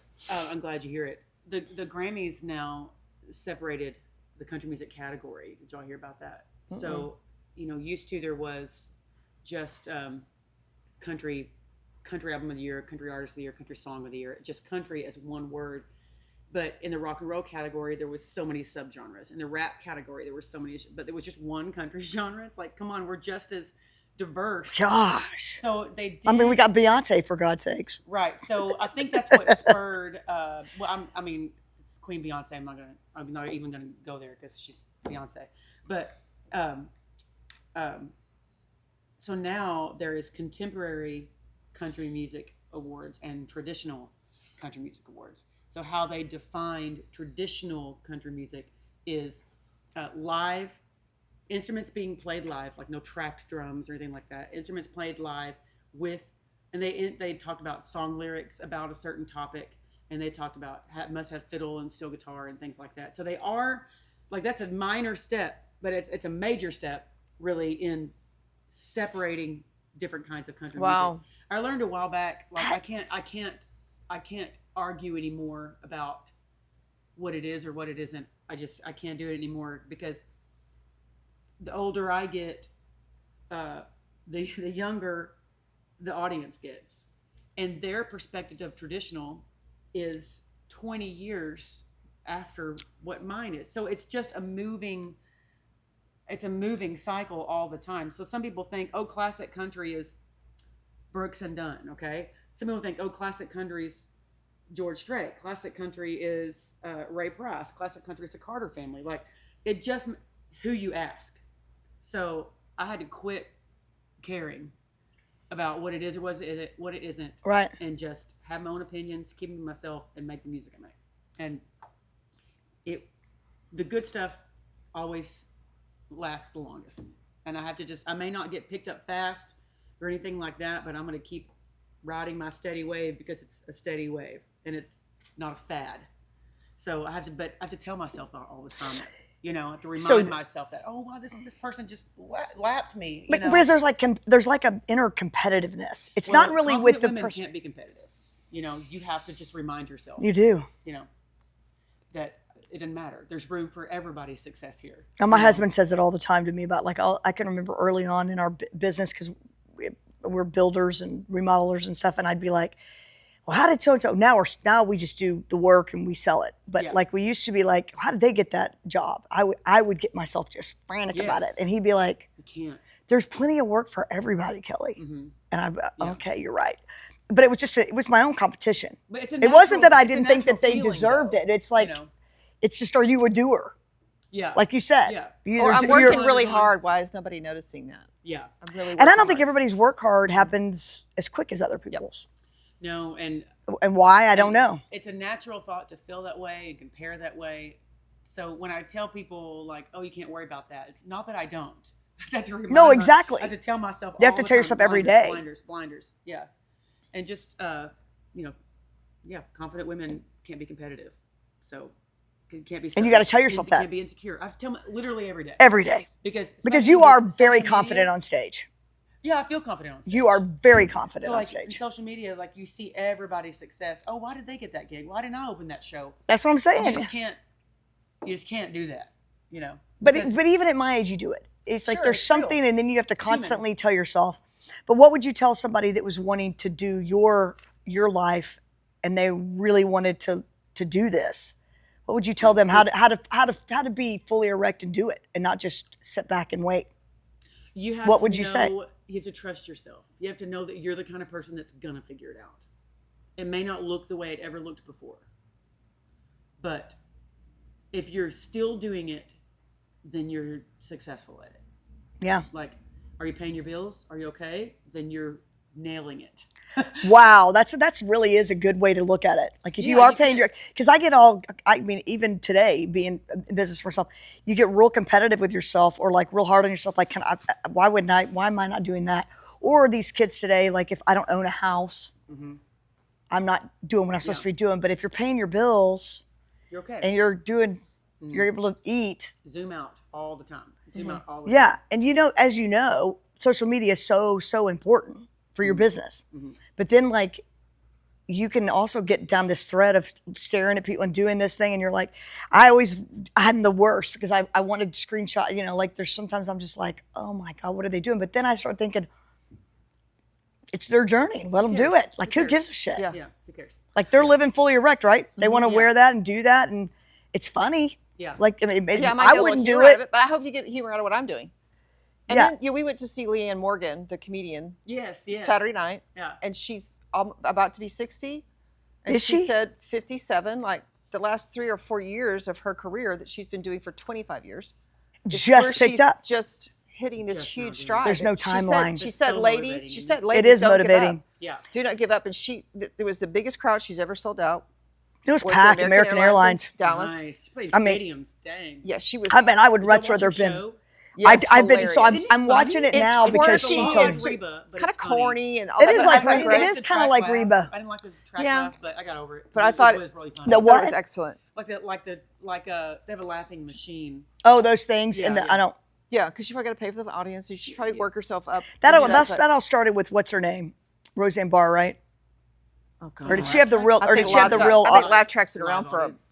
a while, but Yeah, that's motivating. I she remember, said, "Ladies, don't give up. Do not think that you You cannot go can't. for your dreams." Yeah. And if you've got that passion, and we talk about this all the time, is if you've got the dream, if you've got the goal, if you're the wish, the want, don't give up on yourself. Mhm. Or have the conversation with somebody. How can I push myself? What can I do? Especially, I think, with girls, because you are raised to think that you are to get married and have a family. That's And if success. you're I not agree. doing that by a said certain that. age, then you're not doing it right. Mhm. And Must then be the something the pressure, matter with you. then the Yeah. pressure comes. You Because said chosen, and I was thinking, we were just my first thing when you mean I didn't chosen. choose What you. a terrible way to look but at that. look at the way you said that, and I was like, Yeah. God, I guess that I think I was kind of taught that too in my head, like Well- by just society. Yeah, well, and My we were mother never talking- said you have to get Yes, married. we were just saying that. My mom never said. My mom never "Oh, said you have that. to get married and have a family." She never said I just that. saw her do that. But then you think, And "Oh she also- gosh." she saw her mom do that. Yeah. Well, and all your friends are doing it, and everybody's doing that by a certain age. My sister, the first year that she graduated high school, I don't know, 3 or 4 of her friends, boom, boom, boom, right out of high school. Oh, I remember that. This is like the 3rd or 4th Yeah, wedding. small town. Yes, One of sir. the mothers walked up to my sister and said, "Always the bridesmaid, never the bride." nice. Hey, listen to what Pelly's 'Cause mother they're told her 18 at the years old rodeo. and you're not. This is the kind of self-esteem I mean- Pelly got from her mother. Tell her what she said to you about those Oh jeans. my God, we were You'll going- get a kick out of this. This is her mother's humor. She really put her on a pedestal. She was tough. I mean, she was the best. Anyway, Actually, the Houston best. Rodeo, the whole family, my mom, dad, brother, sister, 5 of us. And Dad's like, we're going to go to the little Western store. And I don't know where this Western store, it was an old school Western store, somewhere in Houston. I don't know where we Before were. the rodeo or at the rodeo? Before the rodeo. Going to this little Western store, everybody's going to get a pair of jeans, whatever we're doing in there. And I wanted a pair of red Rocky Mountains, real bad. Yeah. And you're digging through this store, and I went and put those jeans on and came out of that dressing room, and I was just excited. Yeah, I still wear it. I still wear it. Rocky Mountains are hot. And I'm like, I'm looking at myself. Because there's nothing on the And my back. mother stood there and looked. She goes, "Red just makes big look bigger." And I mean, Look at her face. crushed. I bet you didn't wear red for years. Still don't. I don't wear red. Crushed my entire. Because my of that dad said, story. "Diane, I cannot believe you just said that to her." I mean, I like threw him off. Like, I'm not going to the rodeo. Like, threw him off. Wouldn't even just. Hated yourself. After She didn't that. give a shit. She was like, "Ugh, I can't believe you're gonna wear this red." Like, she didn't. And that was her own insecurity saying that. Yeah, 100%. That's a mother being a Or mother to she a could've daughter, been just worried not that- wanting her to. Maybe she just didn't want her She to wear probably could have that. been worried about money. You know, does everybody Yeah, need a new but- pair of jeans today? But while we're that generation you're so cared telling. so much about presentation and what everybody else thought Yeah. and the way things looked. I know. yes, Gosh, I don't know that that people is- don't. She I, meant don't, well. I know I that don't there think isn't they- people now that really are like that. I think If they are, it's because I think they there's came a- by because of that. there are a lot of women trying to have this think so, too. image of like, this is what I want you to see me like. And if someone out of the box doesn't do that, it's uncomfortable for them, not the person that's coming out of the box. Yeah, they're It's- good with it. Yeah, they're good with it. Yeah, They're the black sheep. They've lived like that. Mhm. They're fully erect most of the time. yeah, Most of the time. yeah. Oh, everybody has moments. But then there's some that are Yeah, never even the full. strongest. You understand? A lot are not fully erect a lot of the time. I don't think their entire life. I'm I, learning I've about met that so this many summer. women. I've learned about some women that their Sad. entire life has not been. They were never who they really are. never. Never. And I think they're very proud of things they've accomplished with their Yes. family and their homes and things like that, which is very much something to be proud of. because Huge. it's hard work. It is Yes. very hard work, but they put a lot of emphasis on that But too. look at that movie, Summer. Bridges in Madison County. Yeah. She did have a beautiful life, but she gave up a lot for it. Yeah. Even before he came along, Yeah. she really wasn't living her best life. And then when he came along, it really highlighted that. Mm-hmm. And then, He'd be hard to deny. yeah, Yeah. Yeah. Even Would if- yeah. definitely smash. yeah, I think a lot of people don't believe in themselves enough, or don't believe they can live outside of whatever the box is that you've been told you're supposed to be in, Yeah. or conditioned, or whatever it is that you're pushed it. Because Well, it's uncomfortable for them. yeah, It's not. It's not. yes, I whatever don't you've even think been. they know it's uncomfortable. Yes. It feels wrong. Mhm. And I always, I don't know, I always saw it as kind of settling, and like, oh, I don't want to do all that because then I can't do all this that I want to do. That's interesting. Yeah. You know. But then again, I felt like I was a loser because I wasn't getting that too. At the same time, I've written a lot of songs about that dichotomy, that feeling very confident, independent, but sad at the same time. But I think our Over society did that. Yeah, sure. I mean, look, this go back to like the perfect, in the 50s, like the American dream that was born. You know, Mhm. we didn't even have. I mean, look at front yards. Okay, look at Yeah. grass in your front yards. Oh yeah. I mean, it used to be where that was productive land all the way up to your front door. And then the rich people started having grass because, look, I don't even need to make money off this land. I can just have pretty grass. And now everybody has grass. You know, it's just Yeah, like, that's true. it just becomes a norm. And, but I guess the big point is there's no one way, as y'all would say, there's no one way to be fully erect. You can be married with kids and have an awesome health and live really fully erect. with Authentic to yourself. Yeah. Yeah. But so it doesn't take a wife and kids, and it doesn't take freedom. It just takes Right. knowing yourself, I think, and being okay with yourself. And that's being the okay key. with others, I know. being themselves. And that's the problem. I think a lot of people get uncomfortable with other people living because they've got so much they're hiding, you got to check yourself. and you got to check yourself a lot. Yeah. I Yeah, agree. Everybody has thoughts that go through your head, and you're like, whoa. Yeah. When I do that, Write I that down really, for the therapist. yeah, I do. I put it in Yeah. my notes. It's like when I die, well, everybody knows my code. Yeah. So y'all, Clear my there's no notes. secrets in my Yeah. stuff because Yeah. everybody's like, she's got the same code for everything. And the funny thing is these notes that go on with me, I'm like you, like I'll be able to walk and you can't see, right? I'm on the Trinity and I'm walking with my dog and the sun's in my eyes and I have to have readers and sunglasses like you have. I need those. And I'm like, getting those. oh, this is my thought. So I'm like typing it in and I'm thinking, voice that's, voice memos. see, there you go. Yeah. Being that I'm not as techie and smart. Yeah. Voice memos. Yeah, so that's how you do it? Yeah. Sometimes it's a melody. Sometimes it's just a thought that I want to. Dude, I'm not singing so much. It's more about mine is like you said, like thoughts. like you need to have you do written a book? this or you need to think this. What? Have you written a book? Nope, The Fully Erect, Living Your Life Fully Erect book? not yet. Right. Not yet. That'd be great. Because see, there's things like moments that you get insecure about, like, am I really living my life fully erect, or I want everybody around? You know, like I think I'm slightly further along than a lot of people, but I do not think there's a perfection of it. I think every single day I am never satisfied. I think it's like kind I'm of an never one of those awareness people that's like, sometimes, too. oh, I'm so satisfied. You know, I mean, I'm satisfied. That's not the right word, but like I'm never being complacent or. I think that's part of being fully erect, though. Right? You know? Yeah. It's an awareness that, like, you may not have everything perfectly I don't have done, it figured out, but knowing and being very self-aware of what's going on in my life. Am I stuck in a marriage that I hate, in a dead-end life that's taking me nowhere, that's dragging me along? Do I have the courage to step out of that? It's scary. Am I in a job that I hate? Do I hate my body? It's miserable. Do I hate my friends? All those things. You know? Yeah. It's constantly being in check. Yes. Thinking about friends, that's the thing, is you'll notice, you know, there's times you have to loosen the reins with friends. I've done that. It's really hard. It's scary. The first time That you is have to probably do the it. hardest thing for me because I'm a Scorpio and I'm very loyal and very passionate about my friends, but I've had to do it. Yeah. And I've you had a just friend have to that because you're just did it like, recently. okay, they're not on the same. I mean, maybe we'll reconnect. We're not on the same journey now. Maybe someday we'll get back there. And then sometimes we never do, and it's fine. I think as long as you sit down and have that honest conversation in their face and talk to them, and a sweet, kind, honest conversation about how you feel about the friendship, and then it's okay to do that, you know. But I think it's all in the communication. I think it's when you don't talk. I think it's when you don't communicate effectively, or when you communicate in an unkind way. You know, I think I can do that, You but- can be pissed off and a big old bitch and still kindly get your point across. I think. How about if you don't communicate it? Oh, But yeah, it just separates its ways, and you're like, okay, you go your way, I go my way, and nothing needed to be really said. That's okay too. I guess that's okay. I mean, my knee jerk is to like, oh, you can at least send an email or a text. Because that's what we have to do. But that happened to me in my early 40s. My friend Janet. Happened to you We've been recently. friends for 20 years, and she got crossways over my. Doesn't we were matter. Not married yet, but we were living together. And she got really twisted up about something, and she wouldn't talk to me about it. I didn't really understand what she was upset about. A mutual friend eventually told me what she was upset about.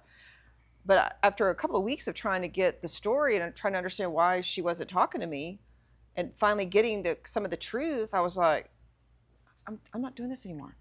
You've been dragging me along through all kinds of drama, and I'm not doing this anymore. We never spoke again. And sometimes that's And okay. I thought she was somebody Summer's I thought like, would be no, with me I'm my not good whole with life. that. And I was thinking through it a little. it was tough. long friend, and she just had a really long friend recently. Same deal. Same deal. Yeah. It's Friends over. are tough. You know, it's hard for girls. First of all, to I think when find you friends realize you that can someone trust, doesn't have your back. or how there's friends that you can trust. Period. I think my hesitancy about not communicating it, and maybe we are talking the same thing and just looking at it differently, but like, I look at it reciprocally. If somebody was having a problem with me and I didn't realize why or what, I would kind of want to know. Because if I want to apologize, I would like the chance. You know what I mean? Or whatever it is. That's true. So, Well, in That's true. both those situations, I didn't get that chance. yeah. I got So if she would have come to you and said, hey, I'm anything. pissed at this, blah, blah, blah, blah. Yeah. And you can decide, well, sorry, that's the way it is, I guess, you know. Yeah, But that's at least right. that was communicated. yes. You know, it's same like we talked about with the band guys. Like everybody deserves a chance to know what the problem is, Yes. and it doesn't have to be fixed. No, But I if somebody's got a problem with me, you'd rather be told. I would like to be. I would too. But I have found that And I some can choose people to fix that or don't not. want that. They get Yes. uncomfortable with it. It's very I uncomfortable. have girlfriends that can but get really uncomfortable with that's that. what bravery is. You got to do things whether you're But they're- uncomfortable or scared. You have to do it anyway. You know, you can't let that stop you. Uncomfortable sucks. Uncomfortable sucks so bad. But I just think you're trying to control the outcome when you're uncomfortable.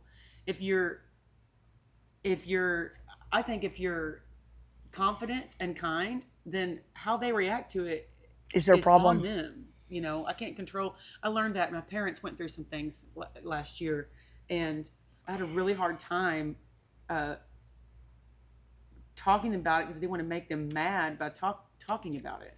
And my therapist was like, if somebody gets mad when you kindly communicate your feelings or your boundaries, then they're the ones uncomfortable. It's all about kindness. You're right. Yeah. That's the word. That's the key word. Yeah, and you can be straight and honest and sometimes hurtful, but it's kind. I kind of started doing that with my dad. I would catch myself getting really mad at my dad, like really frustrated with him, and or back away from him, stay away from him out of fear that I would say something that was whatever. And now I say very direct things to him, but in a kind way. Like, I just say it. Yeah. Just like he would me. Like, I don't get frustrated. I'm like, well, no, Dad, I'm not going to be doing that today because, but maybe do this. Or if he says something that like, for instance, he loves to say things like, I'll call Tracy, the sister, and she'll do it. And I'll say, well, that'd be great. And I genuinely mean that. Like, I'm not bitter about it. Like, okay, so you're trying to do tit for tat, I'm not doing what you want me to do, so you're going to get her. Now I just go, okay. Yeah. Okay, got to go. Have a great day. You know what I mean? Not gonna And my mom, that. I do remember my mom saying to me, even as a young girl, I would say, I'm sorry. Like, I'm sorry. Oh, Marty, I didn't mean to do that. I'm sorry. And she would say to me, you don't need to say you're sorry. Oh, Girls shouldn't walk around saying they're sorry to everybody. Be aware of how you're using the word sorry. I agree. And so, that's a good one. isn't that interesting? I Sometimes think it's girls really do that. hard not to say that sometimes. Yeah. You don't always, especially as a need to say girl. that. All the time. Yeah. Men too, I think. You think so? Yeah, maybe not as much as women, but maybe not as much, but I'm sure they do. But we'll say, like, They're human. I'm sorry, I didn't mean to say that, but I really meant I'm it. sorry you misunderstood me. Like, why am I? Well, why am I I'm apologizing sorry when? you're hurt. Well, you Yeah. should be sorry you said it.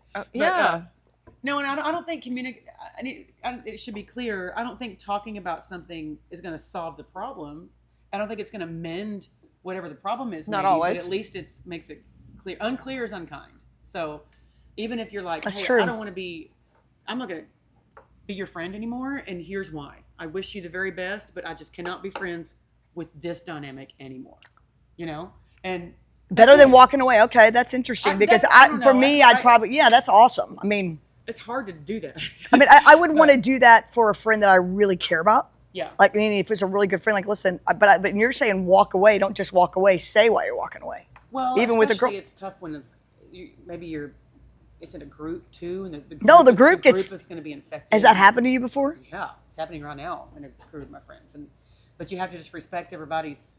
I can't control it. But I remember. Do you remember as a kid? Like, I remember the dynamics of, like, so and so, running after your boyfriend, and all of a sudden you want the whole group to be mad at this one girl, and you learn early on, you can't get the whole group. Like, you can't be that girl and be the good one that gets everybody mad at because they were with your. You either choose to be with me, or you can be neutral or whatever. But there's no situation. side. It's about, I'm a side person. In though. that situation, it's yeah. about I him pick sides. too.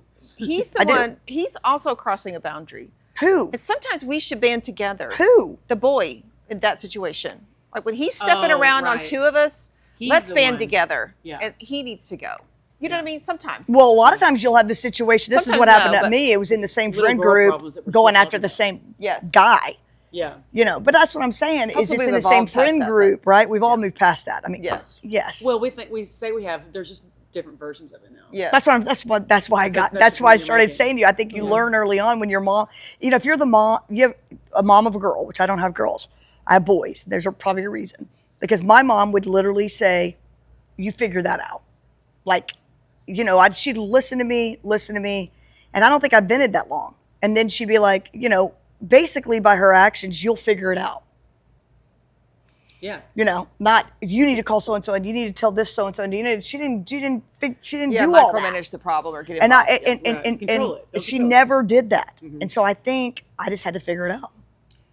My therapist just said, communicate your boundaries clearly and kindly, and you can't control anything other than that.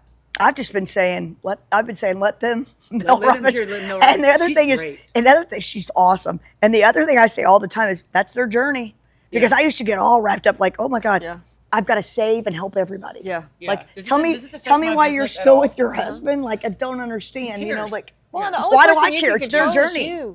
You can only control this person. Right. I can't control anything that y'all are doing. Much as I might like to sometimes, you can't. I think that's the let them concept Yes. too. Yeah. But anyway, I think, I don't know, every situation's different, but what would you do in this situation with your friend? Are you going to email them? Say, we're done. I'm not in it. I'm just in the group. Oh, you're kind of in the middle. Yeah. And it's okay right now. Everybody's being okay right now. I'm just going to respect everybody's boundaries and not make it my problem. I think about it a lot because I love my group and I love my friends. And so I am affected, and whether it was your implication, it was the impact. And so do you think one's right or wrong?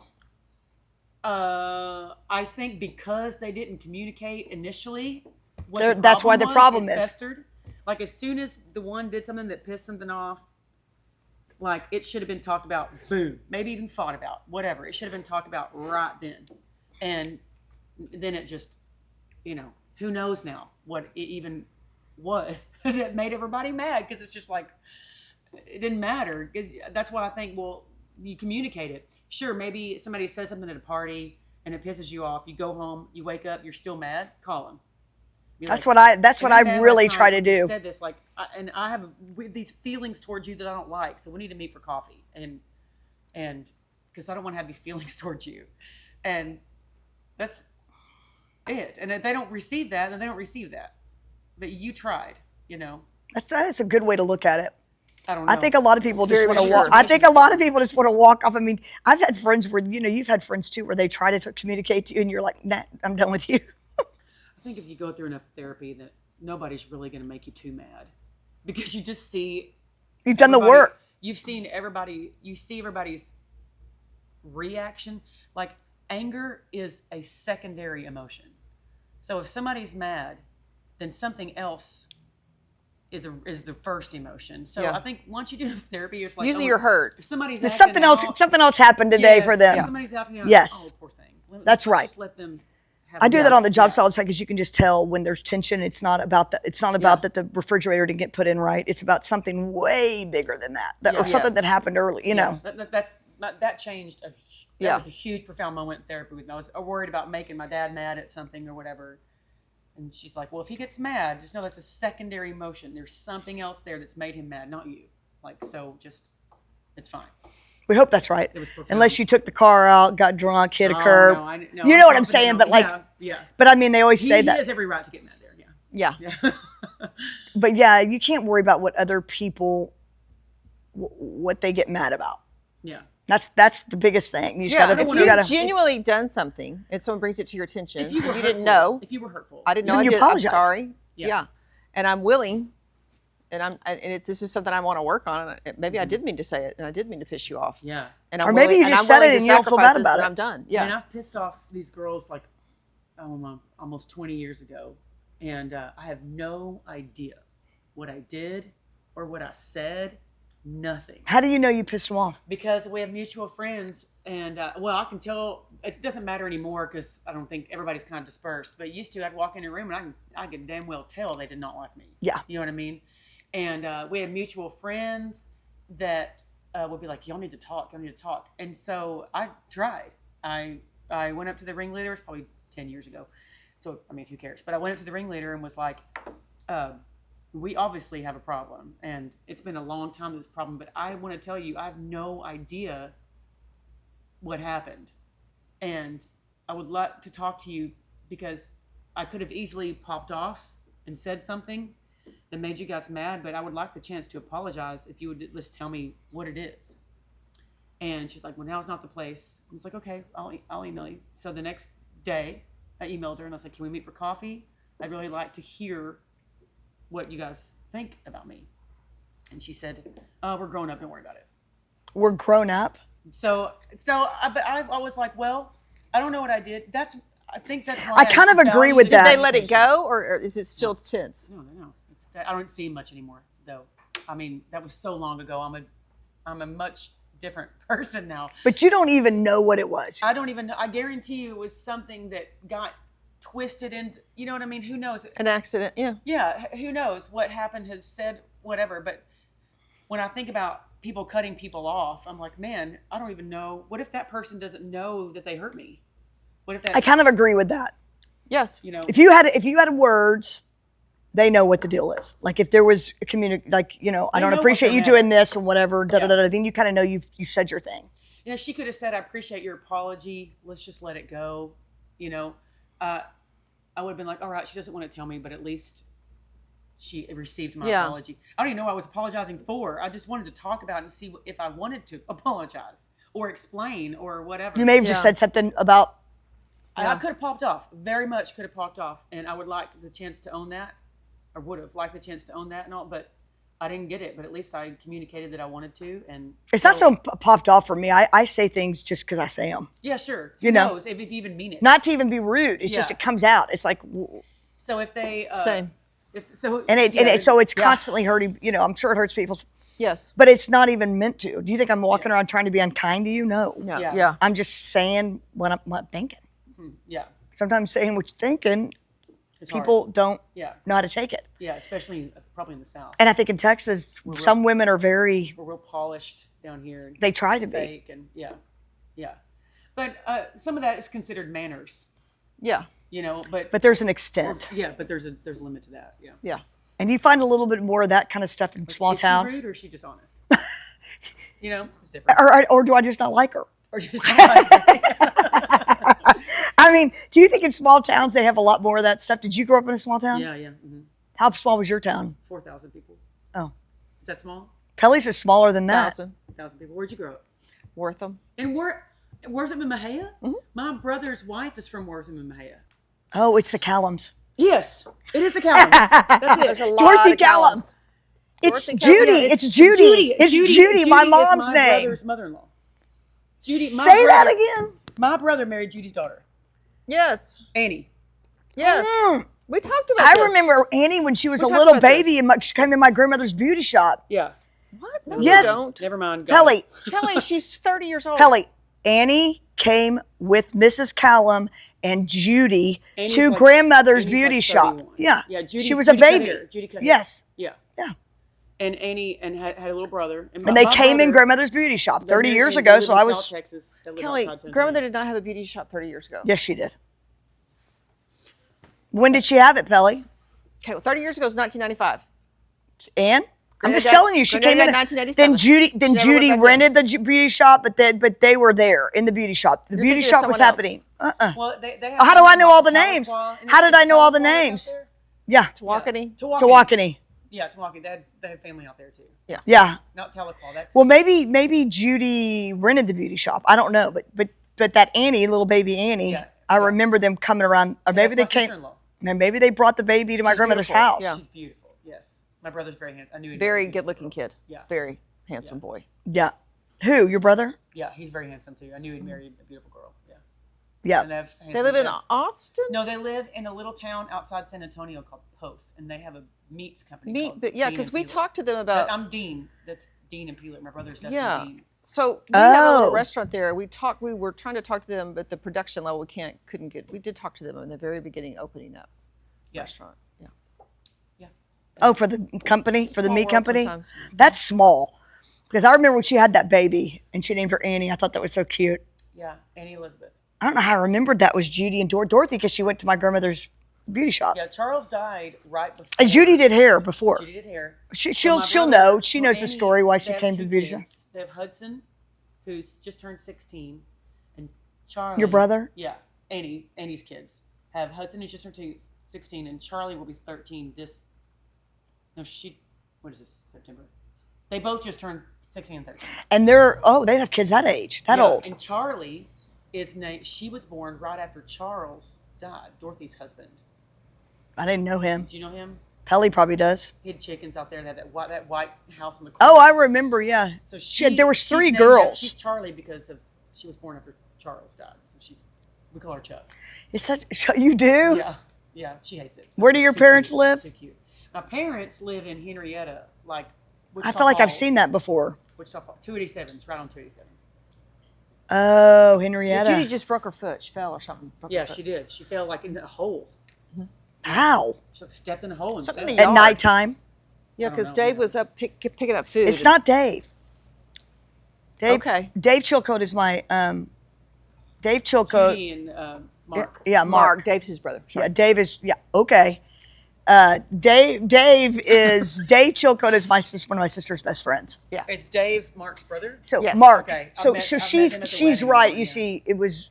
I'm kidding. She's not right. Mark, the brother. Yeah, Mark is. One's a I might have redhead, went one's to hear dark haired. Yeah.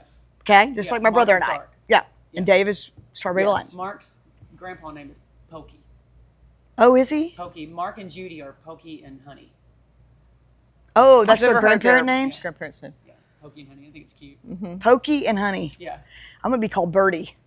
Birdie, that's cute. My mom is Mimi. She chose Mimi My mom's Mimi. because kids can say that really. That's like the first word they can say, so she wanted. Well, and it's like, yeah, they wanted and that. they do say that. Yeah. Like, Me. It's easy. and they say dad too, but like, Yeah. who wants to be called dad? I mean, grandparent names are hard. Yeah, I just who the first one's gonna do it. You know, the first grandkid's gonna figure it out anyway. Yep. You know. Yeah, because I remember mine was like me mother, and I'd say that's my mother, and he'd say me mother, and that's how that, and then just Mimi got shortened for it. Yeah, I think there's a lot of Mimis. there are Mimi's, Gigi's. What'd your mom go by, Dee Dee? But that's what her siblings called her. And then her So just grandkids called her that too. My niece and nephew call me Aunt Sis. Because your brother calls you Sissy? No, I'm just the only sister, and I had an Aunt Sis, so Are you just boy, girl? There was no other, yeah. she's 2 of us. That's kind of fun, right? Yeah, How, was he older? 3 years older. It's perfect. God, that's like the perfect Yeah, that's scenario. the perfect scenario. They did a good job. So what's your next goal? What are you going to do? I want to get this album out with the label's money, and so we're negotiating we're in all those talks right now. Is it in Texas? Yeah. So I've written the album, and I want to release 2 next year, and so I've written the album. 2 in 1 year? Yeah. No, I want to do some. I want Because that's the goal, yeah. to dump it out. Yeah. And I want the second one to be a surprise, like boom, here's another one, you know. And so I want to my current like career ladder goal thing right now that I'm constantly working on is getting this label to fund that, because I can't do it without it. But you got to find the label. Yes. And what is that like? Is it like going to a bank? You got to just, They have to know they're going to make money on you. They have to know they're going to get their money back. So I have to have done enough to prove that. which is so different than because a bank, you just got to make sure you pay the bank back. Yeah. But for Now there's record. there's people that could like there's individuals that could fund, or I could crowd fund, you know, but I don't want to do that yet. what do they call crowdfund? What does that mean? Like a Kickstarter, you know, where fans, listeners, anyone can donate to this fund, and they can get and they can get things back for it or not, you know. But like, there's different levels. Like if you donate this money, then your name's gonna be as a producer. If you donate this money, then you're gonna get this free, and this, you know, you just donate for the cause, basically. And I just don't want to. I don't want to do that. So, I mean, that's harder. It's uncomfortable for me.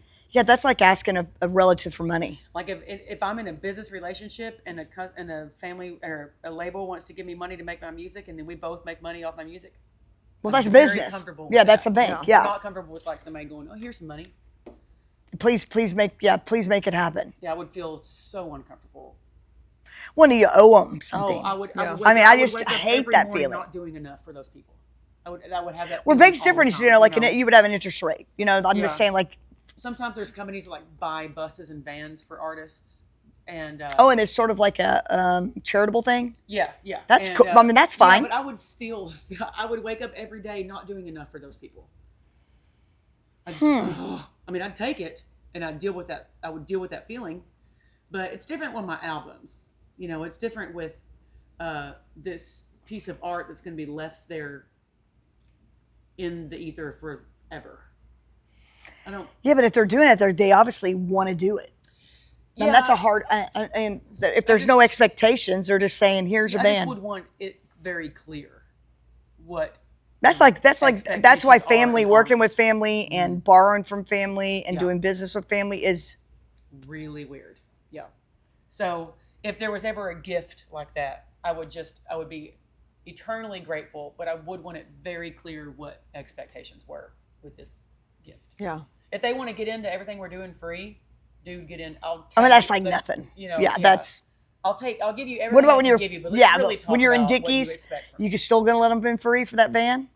Maybe I'm thinking about giving you a van. If you get to Dickies, then I'll be like, oh, she's at Dickies. Will she let me in? I gave her that van years ago. Yeah. Well, funny thing, Billy Bob Thornton's, up here recording, filming all this stuff, and so the head guy of my agency, Scott Weiss, a long, many moons ago, Billy Bob wanted to go to LA and try to be an actor, and Scott Weiss, the owner of my book agency, Atomic, just he's trying to sell things, and Billy Bob was trying to do whatever, and Scott just gave him the money and said, "Go, here's $5,000. Go out there and to LA.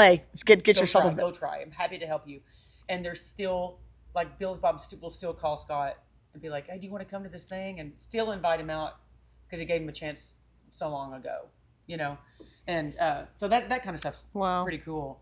But and then Scott ended up owning a big entertainment agency. Where is Atomic? They're out of Texas. Yeah, Atomic agent. They're just a booking. It's not a label or management. They just book. Just book. And you use them. Mm-hmm. That's interesting. Yeah, they're not a big one. There's big ones, WSM or WME. WSM's radio. There's all these big booking agents that 85% of artists that are really out there making money are on those agencies. Yeah. Someone did tell me that's how. Yeah. Yeah, and so it's like a pie chart. Atomic's this much of the pie chart, But Atomic's not going to drop me.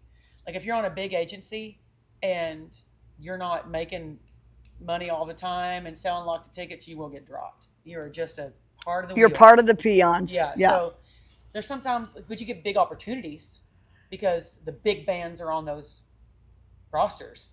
So if you Turnpike Troubadours, you've heard of Turnpike. Love them, seen them, yeah. Okay, so they're great. If you're on their agency, which I think is WME, then you get to open for bands like that. You get put in those opportunities. There's nobody in the Atomic that has that opportunity, but I'm not going to get dropped from Atomic. So again, not fast and big, just slow and steady. Mm-hmm. But that's how I was raised. For a long time, for another 40 years. And things that go up fast, go down fast. Yep, so, they do. But just because I'm saying this doesn't mean I always know it. I have to tell myself this all the time. And just because it happens. With Jake and the Outsiders? Jake Hooker? Oh, Jake Hooker, big time, yeah. That reminds me kind of what you say. Not a lot of people know who they are. But they are amazing. Outside of Texas. Yes. And they're extremely traditional. If you've ever heard of that, first time I ever heard him play was at Pearls. Yeah, back in the day. Yep. Back in the day. Back in the day. That's where I might have seen you. Oh, I love all Pearls. The time. I dated his drummer for a long time. Not his drummer now. Oh, well, you may have because you did go and dance a lot, didn't you? Marianne owned it. Yeah, long time ago. Yeah. I liked it when the mirrors were in there. Yeah. And they were always dirty. Yeah. Remember that? Honky tonk. I mean, it was we're going around the mirror again. I think that mirror's dirty. It was kind of nasty, right? A little bit, but it was cool. It's supposed to be. It's cool though. Mojo, yeah. Did you grow up going to PR? No, you didn't grow up in Fort Worth. No. I grew up going to PR too. It was a blast. No, I was playing church volleyball and making run-through signs for student council. I was a good girl. Yeah, I mean, I was a good girl, but definitely go out. Well, Fort Worth. I mean, you would get to go to Northside and you would do a fake ID and you'd go out. Yeah. And then it was the 80s. I'm older than you. We're the pasture party kids, So I did a little bit. Pelly did a little bit. She was a Catholic pasture party. Oh, okay. Grew up in a very Baptist town. Yeah. Yeah, Wortham. You grew up in Wortham? Yeah. Yes, Jackson's but I got to come probably- to the city because I had cousins in the city. But I got to So go I to got the country, best of same both. deal. And then she So, got, yeah. Okay. so I rode dirt roads and went to keg parties, learned how to do that. Mm-hmm. I mean, that's kind of what they do in the country. Yeah. Like if she saw Learn from baling the wire, cops. I know that Yeah. she would know what baling wire. I know what if baling she wire is, saw Pelly. it. I just think to write a song about it is Yeah. obviously connected. Or I wouldn't No, have I'm thought telling of you, I that. love like the song. Is you'll like it. I mean, I wouldn't have thought of that. Mm-hmm. I mean, like, what's your favorite concert you've ever been to? As a concert goer? Yeah. Metallica, probably? Seriously? Dude, have you been in Metallica? No, you're not kidding. It doesn't Like, you didn't even matter- have to doesn't think about matter it. if I was you going to say like Michael metal or Jackson not. for mine If you because like I metal- thought. it doesn't matter if you like metal or not. Like, it is Everybody says amazing. that. So just sitting there and watching Metallica was that amazing. Yeah, They dude. sounded that good. Just the vibe was amazing. The vibe was just powerful. That was a great show. Have you seen Metallica? Van Halen? I've seen Van Halen. Lee did, and Lee says the same thing. Van Halen Like just is can't just, say enough. and I wasn't even a Different Van ones for Halen different fan. reasons, you know, sometimes you want to party and go to a show. I'm just trying to think the best show I've ever been to ever. But you know- sometimes you like the music. Sometimes Well, you how like about the it was just a crowd. good Sometimes night? like the How about you venue. just like the Yeah, person you're with? Sometimes it's really unexpected. You didn't think it was going to be that great. But I think that was room for Michael Jackson. Sometimes I think the when my night's dad fitting. took us to that, I was like, that was first concert. well, first it was more than that. I mean, it was well, my so first over concert the was Johnny top. Paycheck. To really see a band like that. Yeah. We were in junior high. I mean, And then we were sitting in Dallas Cowboy Wasn't Stadium. about a next band. to I mean, it was Patrick Michael Duffy Jackson. and Whoa. Dallas Cowboy football players Yeah, and that's stuff. cool. Like, so just the whole experience was incredible. And that whole full Jackson 5 costumes and the whole thing was incredible. yeah, it was good. It was good, and I wasn't even I mean, I was a fan. Then I but got to see Willie Nelson in College Station at they've torn it down now, the Hall of he's Fame. not my favorite person to see, but I love his But music. I was like, I don't know that I want to see him. How fun is that going to be? I was just like, well, I mean, you're not going to be able to dance. Why do I want to go sit and watch Willie Nelson? I just didn't think it was going to be fun.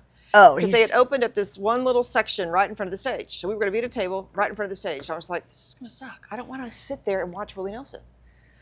But we got the table, He's magic. and he is came out. good. He had just had this carpal tunnel. It's in the probably late 90s. And he came out, and I never took my eyes off of it. Yeah, It was like watching Jesus. Like it was so. It feels that way. Oh my God! Yeah. It was the most incredible experience. I've seen him a bunch, but the worst one was at that. My friend Martin was like, "Are you going to come dance?" I was like, "No, No. I'm just staying right here and watching him Yeah. play this guitar and his New Balance, Yeah. his black." I thought Miranda Lambert was that good at Billy Bob's. That night we went. good. She's not Willie Nelson. Merle Haggard was amazing. I think Willie Nelson's great on Ronnie Milsap, I've already seen Ronnie Milsap. recorded. Isn't that funny? Who? Willie, I think he's better on live. an album than live. I For mean, me, I but don't that doesn't know. mean I don't love But him. He has a presence. There's something about. I don't know. I didn't expect it. Yeah. But we went to see Neil McCoy too, at the same place, College Town. So you're like, Oh, yeah, I mean, he's a he really put good on a singer. show like Chris Ledoux also played there. Yeah. He ran all over that stage. I was worn out just watching him. He just so high energy, just the Chris same. Ledoux's a lot. He was amazing. Well, he's dead now, but like, I know I've been to better concerts than that too, though. And Chris Ledoux, Gary Stewart, you've been to him. Like 14 times. I think I saw him 14 Like times. sometimes the concert's Bellamy fun Brothers. because the vibe is right. Sometimes the concert's fun because all my favorite songs, and sometimes it's a quiet listening room and the songwriting just hit right. Like, no, there's a lot of things that can make it a pretty magic. Yeah. Yeah. I don't really have a favorite concert, I don't think. No, yeah, I don't. I mean, I have ones that I very much remember. I remember a This lot is of them. awesome, you know, but I don't have like a favorite. I mean, Elton John was. We I gave was my kinda mom starstruck Elton with John him. tickets for her 70th birthday. She had Oh, really? Yeah. So she loves, because I love every one of his songs. Yeah. Well, know? I don't think she even knew totally all of it. We just knew she had to have a good time. Yeah. So she went. Yeah. We took my mom to Michael Bublé. That was Oh, interesting. incredible entertainer. God, he was incredible. And then we went to see You Cher, wouldn't think. and Pat Benatar opened. That would be cool. I'm telling you, her show. I mean, you knew every word to every song. She put on this kick-ass. She just her and her dude. They're just playing songs. Then Cher comes out. She kind of hurt her ankle or something, and she's got these costumes, and she's just like, really? Like, Pelly! Pat Benatar's a rock star. Sorry. And here comes Yeah, Cher. Pat Benatar is a rock She's star. Stud. I mean, Was she still sounded good? amazing. Really? That's about 5 years. No, maybe it's been a little longer than that. 6 or 8 years ago, maybe. Me and Robin and her sister and somebody else with us. Four of us. Do you ever send your van to Nashville and then you fly? You know, I was just thinking about that today because I think I would have to do that if I was you. Sometimes just to get a break. there's just it's just I run the ship. Yeah. So I look forward to the time when everything else is getting done and I fly into the show and fly home. I look forward to that.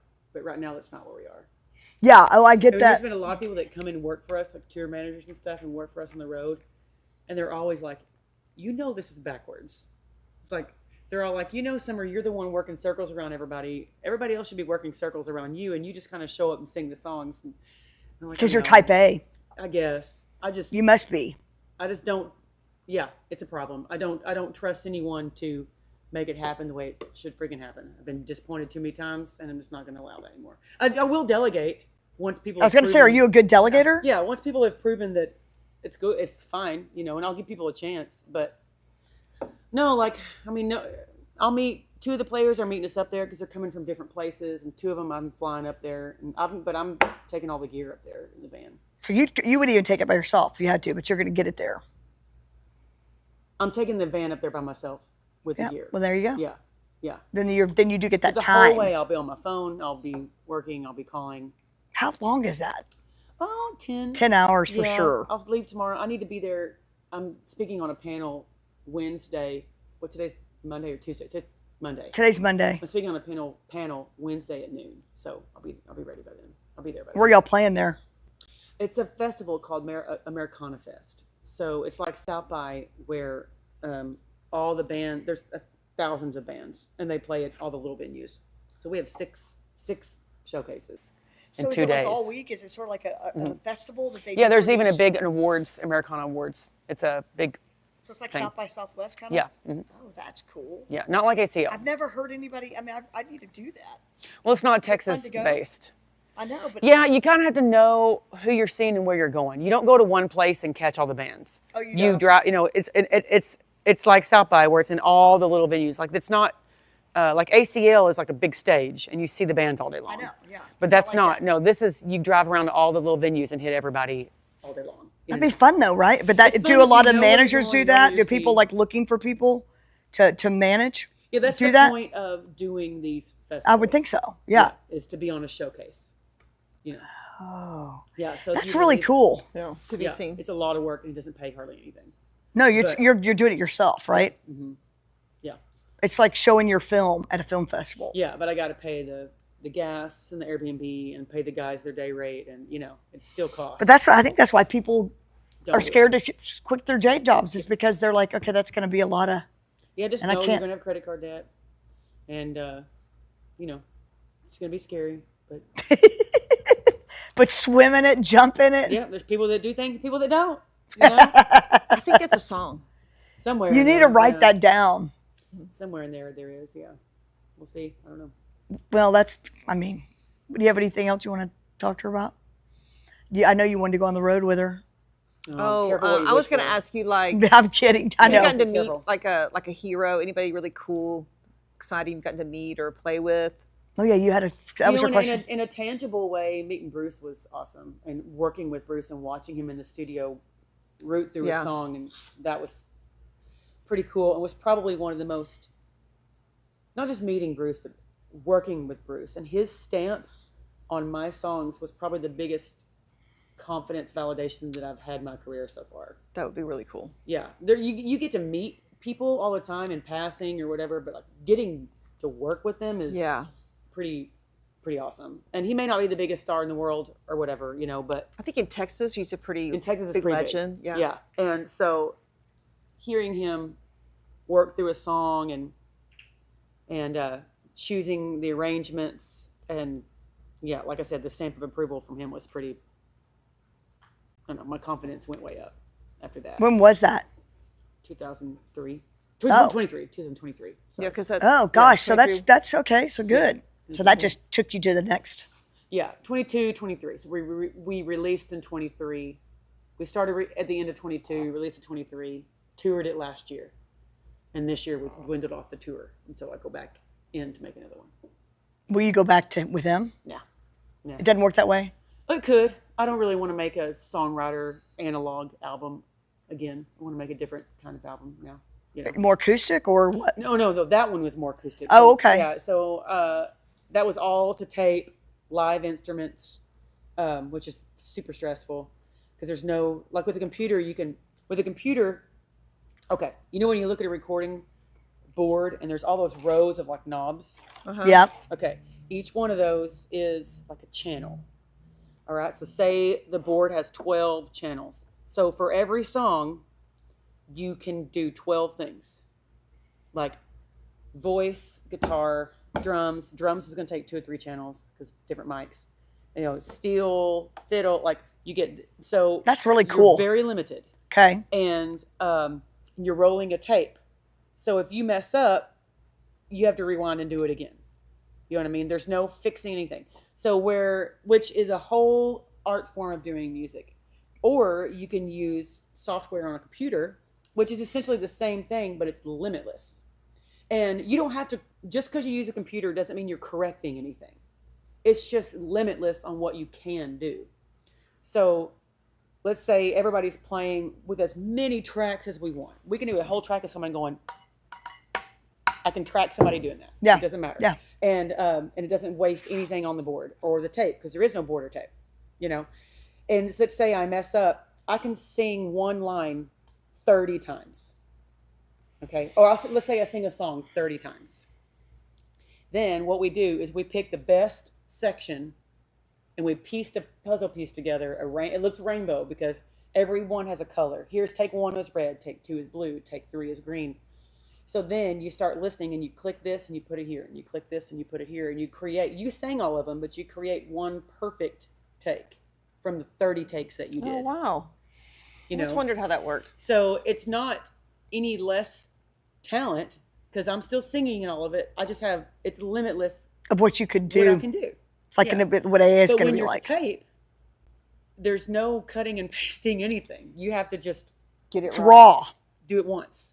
You know, you have to sing it once. That's why there's a lot of imperfections, which people like that sound. And like if you Yeah, it's a listen whole to- sound. I Yeah. have to say that makes that even more impressive. Yeah. Yeah. So, like getting all the words right to Billing Wire without stopping was like I think I had to try it. Like I'd mess up and rewind the tape. Yeah, Like, that's a lot to think about.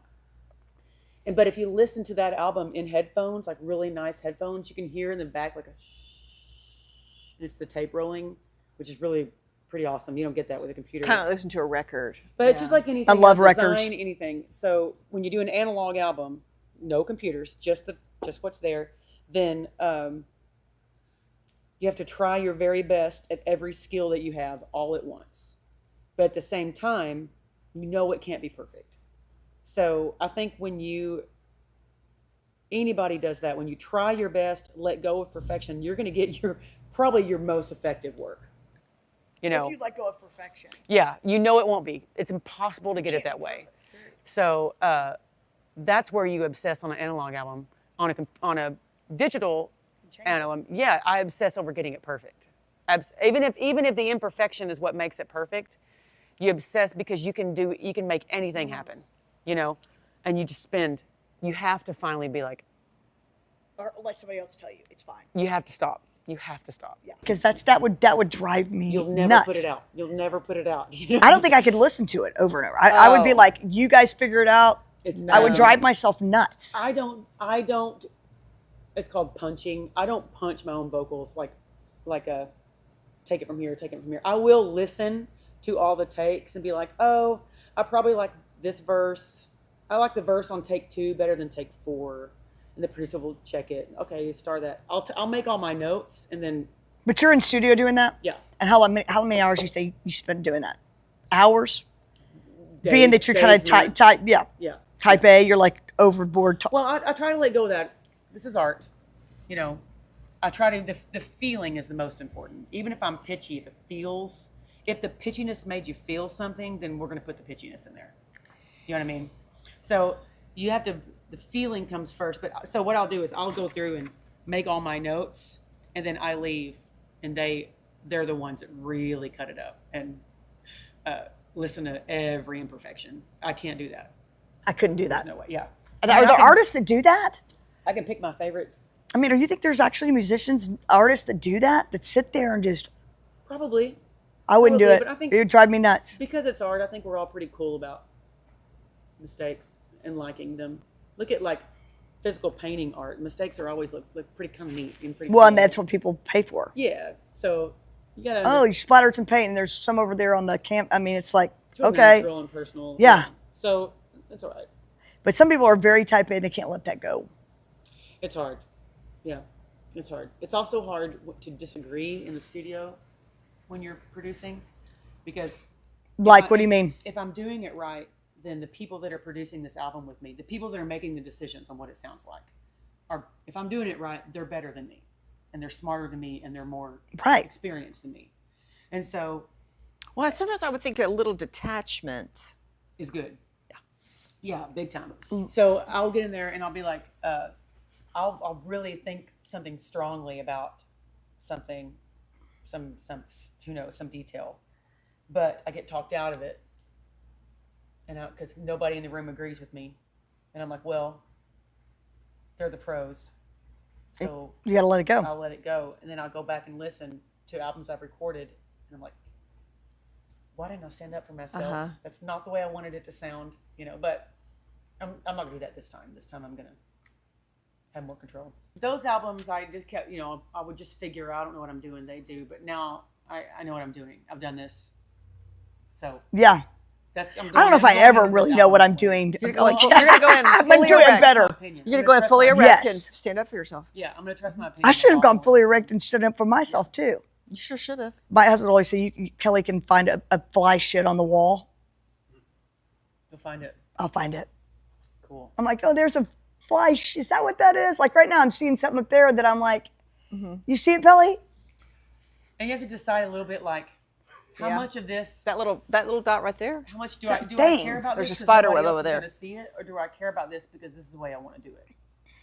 Like I could see what that would be. I don't really care about aligned. that. I'm Yeah. putting my stamp on this. Yeah. Am I going to let it be okay or not? Yeah, You know? because I'd see don't the know. pro and the detached person has a really good view, Mhm. but then you also need your vision to come through, and I could Yeah. see where that would be a tough. When it's time to pick the singles, that's when I don't rely on anyone that knows anything. Like when I get 14 songs recorded and it's time to pick which one's gonna be The one, singles. okay, yeah. And what do you The ones for radio and all that. I ask my most normal friends. call me? I ask the most. Yeah, Balaam Wire. You should release that I one. ask Call the me. most Pelly's completely got an I opinion. had no idea. I did not pick Balaam Wire for a single for obvious reasons. It's a talking song.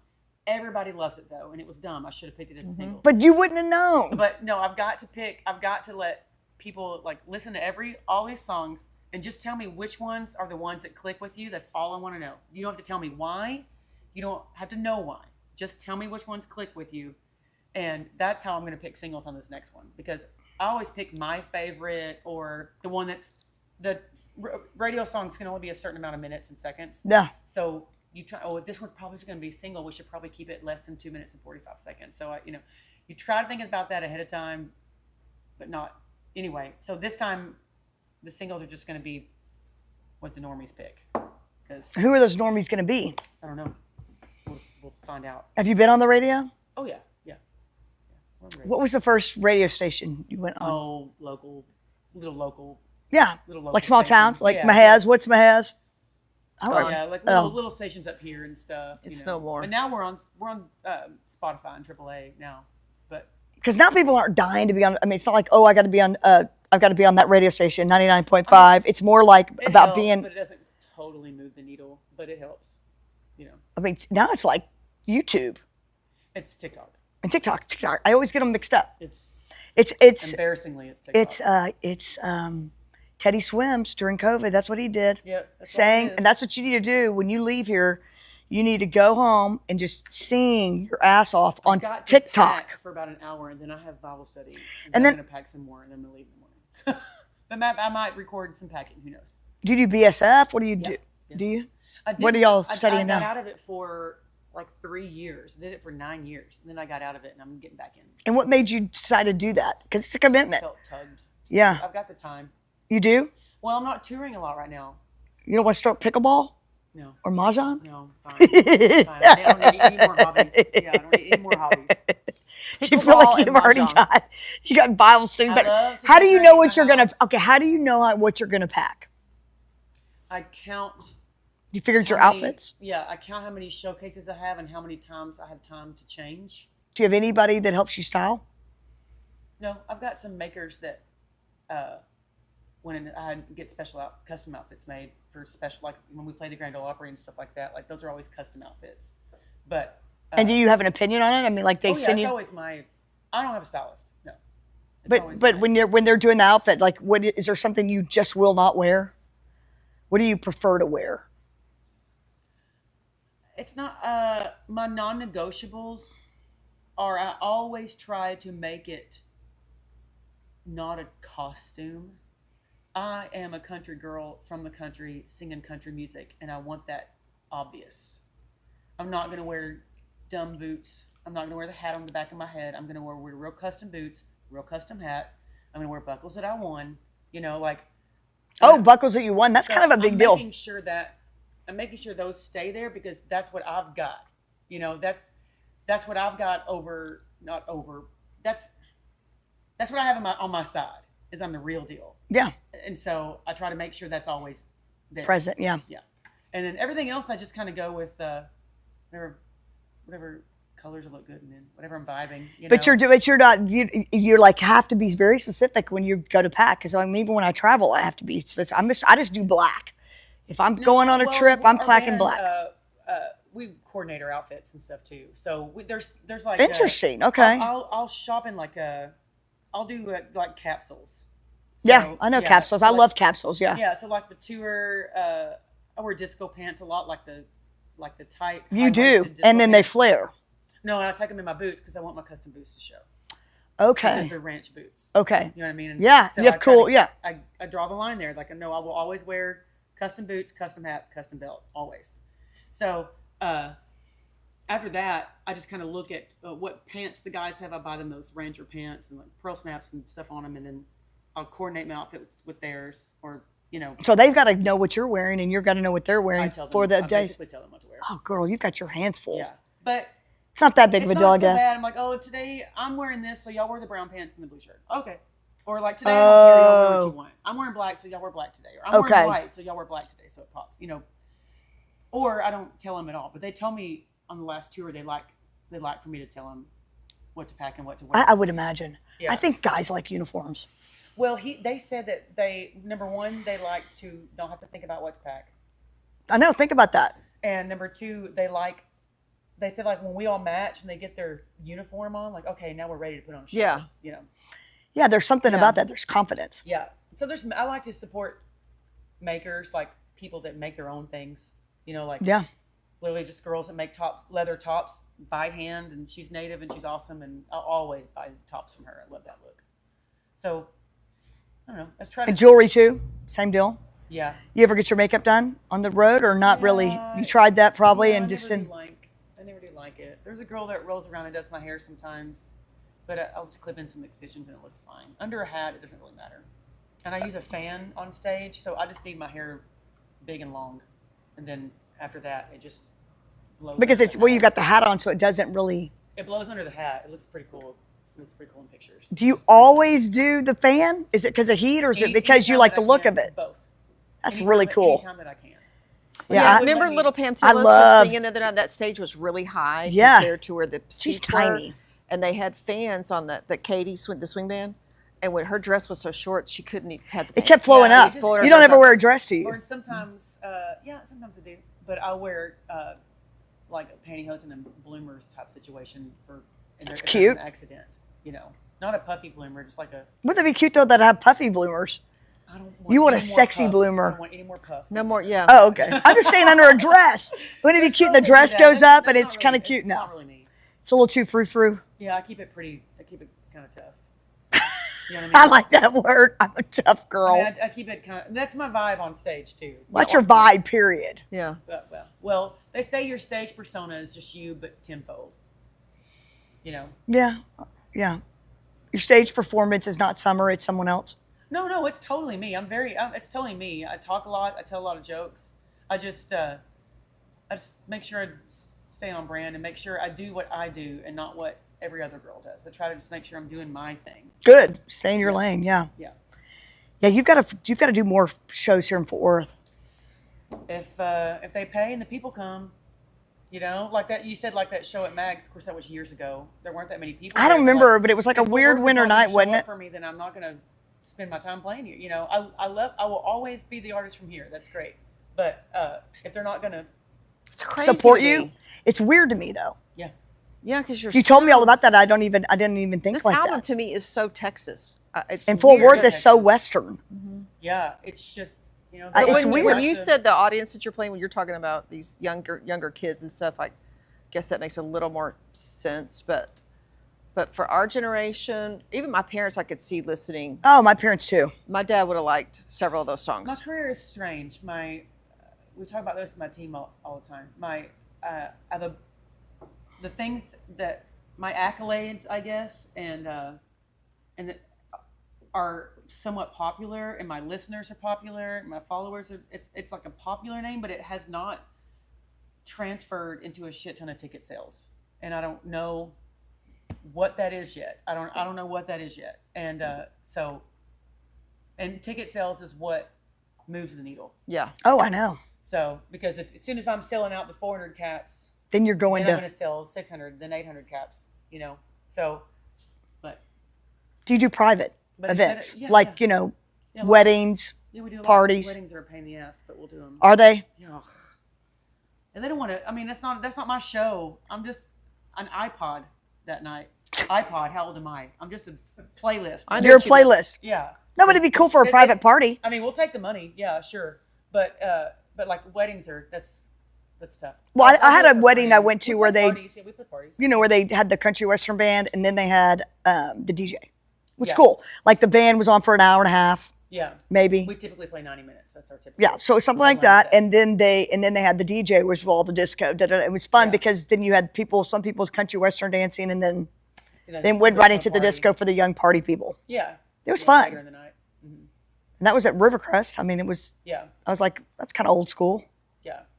I mean, you just go, you go where they want you. So until I'm selling a lot of tickets here, then I'll keep going where they want me. Because in Austin, I'm selling lots of tickets. Are So, you? Yeah. So I'll just. God, keep man, have you going thought about down. moving to Austin just because it's easier? No. Why? It's so grown over and expensive, and every chick that plays music lives in Austin. Or outside of or outside of Austin? Not the scene, but like the visitors bureau and all that. They've been so good to me. Obviously. I'm from here. I bought a house 10 years ago. I live like behind Kincaid. It's like Pershing and Yeah. Tampa and all that. Yeah, you live by me. Oh, you live over Yeah. there? Are you on Monticello side? I am. Okay. That's where I walk. That's where I walk all the time. You do? You walk around Steps. Rivercrest down Yeah. that way? Do you ever go down Hidden Road and get on the Yes, trail? Barton Hill. That's where You're that's down where I there. work. Okay. Yeah. Well, that's where I It's just walking run on walk. that hill's kind of. Okay, Burton Hills, my friend lives down that way, and I grew up going down there. I'm the Hidden Road is like more by Behind the club. yeah. Yeah, I know where. Yeah. There's So no what I shelter do is I park my car at the bottom. at the bottom with my dog, Yeah. and then we get on the trail. Yeah. Because I want him to go off leash. He's trained to go off leash. Yeah. If I'm not going to do that, then I'm going to go around river. Go. There's no shoulder. There's no shoulder on that hill. You what are you concerned I don't about? wanna get by a car. Yeah, I know. When I don't walk, want. I don't want you to get hit by a car either, Nobody's Summer. gonna hit me, but But it is very tight, and I tell you, these girls that wear their earphones Yeah, I do. and they're going down there. I'm holding thinking, my and they're in phone. the middle, and they're doing 15 different things. I'm like, Yeah, pay attention. because every morning I'm down there at 7, and I'm thinking, why are you not Yeah. watching? But then you get down on the river, and you can do whatever you want. That's why I was wondering why you don't do that walk. I like Because to it's, look at the houses and I don't blame you. look at their paint colors and what. You're a house plants are in person, their yard. aren't you? Yeah. You like decorating your Yeah, house? I love my house. Yeah. Yeah. It's cute. It was built in '29. The original floors. It's kind of hard not to like old houses. I'll take it any day. Yeah, there's some character building in that. Pelly grew up in an old house. There is that. Part Remember? Of the, that part Yeah, I of the that part of the trail is when the blue I loved bonnets- your house. The blue bonnets are heavy over there, aren't they? Yeah. Yeah. I like when the blue bonnet in the spring. I do Well, the they trail do walk. the beautiful everything over that way. They let those flowers grow wild. Yeah. That's So like there'll be that's a fun walk. wildflowers, blue bonnets, That's a different walk. Yeah. But I just like it because I don't always like to listen to my music. Yeah. I've got prayer and stuff going on. Yeah. I got to meditate this brain I off. listen to a lot of prayer. Yeah. I Or fall I'm asleep listening to to frequency music about manifestation Yes. and being Psyching nice to yourself people. And what am I Being going to calm, do? And being try to be gentle, calm and yeah. kind and gentle, like we talked about. That's what I do. Yeah. And sometimes I don't like to listen to music that has vocals, No lyrics, yeah. no lyrics. Sometimes in the van, if we have to leave before noon, it's no lyrics before noon, only instrumentals. Oh, really? Yeah. And what do y'all pick usually? Is it like? No, everybody has their headphones in. Yeah. Everybody just gets in their nest that they've built in the van. Isn't that funny how that works? Everybody puts their headphones in. I mean, we might talk a little bit about where we're going to get coffee, but Okay, I'm going to tell you what's going to help you is when they get that train coming from Fort Worth, maybe to Austin, you'll be able to. no. Okay. I have She's all got my gear. merch, I have all my gear. I've got like Yeah. loads of stuff with me all the time. Just my hats are annoying enough to deal with. Oh shit! She's got to manifest a bus. So you're manifesting the bus. You need to listen to the frequency thing. I'll send it to you. Yeah, I have my manifestation list is right here on my screensaver. It's all Very, it's very all in smart. Codes. It's all in codes. Well, it used to be the Grand Ole Opry, and I got that. So, Oh, yeah, you Tour did? Rig is the first one on my manifestation list. Isn't that interesting? I have a list Doesn't have to on be a mine, but bus. mine's in the actual Or notes. Oh yeah, no, or voicemails. But that is awesome that you see it all the My time. Voicemails are all a lot of manifestations, like talking at it, like writing fictional thank you notes. I do that a lot. A journal sometimes. Why do you write thank you notes and not send them out? No, they're it's like a manifestation. Like I'm thanking. Oh, thank you so much for the just As if it's happened. as if it's happened. That's freaking awesome. That's a Yeah. great way to do It's that. it's kind of fun. Thank way you too. so much for letting me sing at the Oh my Grand gosh, Ole you Opry. should Thank you so much sing. for filling up the Dickies Stadium. Yes, what a great weekend we had in our bus again. Thank you so much for Oh, that's awesome. Well, it's working. I don't know. Yeah, I mean, you're right. It's working because I'm going to start doing it. it's hard to journal all the time. Not about the hate same old journaling. shit. You know what I mean? I know. It's so Your good for you, therapist, though. I know, I and can't your do it. people always go, you need to journal more, Kelly. Oh. Laura, I'm you need to verbal journal more. So I'm And when I journaling. sit down to do it, nothing I did it on comes the out. airplane, and then I kept thinking, Oh, is I had this eggs guy for behind me breakfast. watching what I'm can't do writing? it. I'm verbal it. I'll just talk. Like I'll put my phone right here. Right here. And Oh I'll be God, driving. summer! I'm not looking at it. I'm looking at the road. But you got to go like this to And I'm say just I'm talking. doing it. It's recording me, and I'm just talking. How's it recording? Did you push the button? Yeah, I'm on voice. Yeah. And how long does it go? So until- they'll go a long time Yeah, recording. I record entire shows. Yeah. I thought they cut off at like a certain amount of time, like 2 minutes. No. Yours just goes on for days. Not if you're texting it. Like those voice. Will you show me that later, Pelly? You know I'm not technical at all. Oh, dictation. I would love for you to just show me how to do that. I'd love to do Because it. then I would not have to write and be paranoid about people watching what I'm writing. Because I write big. You know how I You write. sure do. And I was Like on a the plane, serial and I'm killer. cursive still. Mhm. I'm old school. I'm cursive. I'm cursive. And Well, we're I adults. felt the guy These on young the people don't. I don't I understand. felt the guy on the plane listening, kind of watching what I was writing. He was wondering, because you know, people are journeying a little old school. And then I thought, who cares? But I think he was looking. And then I got paranoid, so I put it back in my bag. Like I don't want people to look at what I'm journaling. Yeah, that's weird. That's weird, right? Well, they shouldn't look at what you're journaling. I felt it. Obviously private. Asshole. Yeah. No, but it's Yeah. just, people get in when you're bored on a plane, your Wi-Fi's not working. Maybe you didn't put a movie in. Maybe you did, it was only a short little flight. You're judging somebody else for what they're watching. Yeah, I'm like, what's Where he their watching? feet are, what they have on, they're taking their shoes Think about off. that on the plane. There's a lot of judging going on. There is. Yeah, you're right. I mean, I was It's just on a basically a plane, and the bus. whole time I'm thinking, that's why I like to sit up at the front, so I don't have to see anybody. I can't It's a afford lot. the front. Well, I know, but I'm saying if I can choose, I would like to sit up at the She front. sits in the front. Yeah, it's the front. Well, I don't always. I have a lot of I use mileage and stuff, and Yeah. I'll try to. I have once. I grew up- on a I- national flight. It was amazing. Okay, once you've done I get it, why it's so expensive because it is luxury. It is amazing. but I You told don't have to look at all that. and your seat lays all the way down. Yes. no, and I told my brother, I said, when you know you made it big is when you can. This was my mentality. I don't know what yours will be. I was like, when you can either fly private or first class always. Yeah. Business. And he's like, that's what you think is exciting. Like you're successful. I go, yeah. That would be an He goes, indicator for me. he goes to me. I wouldn't even think about that. That doesn't even fly by me.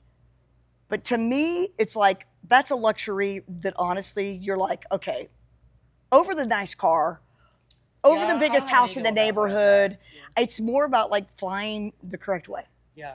Do you agree? I hadn't thought about that, but yeah, if I could just fly first class no matter what, because I just can, that'd be pretty badass. Well, yeah, because Marty was like, I think he picked something else. And I was like, no, I'm picking that because that, to me, it's like I don't have to analyze everybody walking in and judge. And you're not really buying you still need to fly. It's not like you're, like a car, you're purchasing something for yourself that it's not, you still need to fly to this destination probably, but you can afford to do it that way. Yeah, it's not about the 20. It's not, oh, I'm so successful because I could buy that $20,000 purse. No, it's I care less about, okay. That is so dumb. Or I could buy 3 different houses on these different islands. Yeah. I'm not kidding. It's about flying in luxury and eating, those kind of things. Little I would minor. love to be able to order food and not even look at the price of the menu. That'd be awesome. Like, when's the last time you did that? Well, I don't know.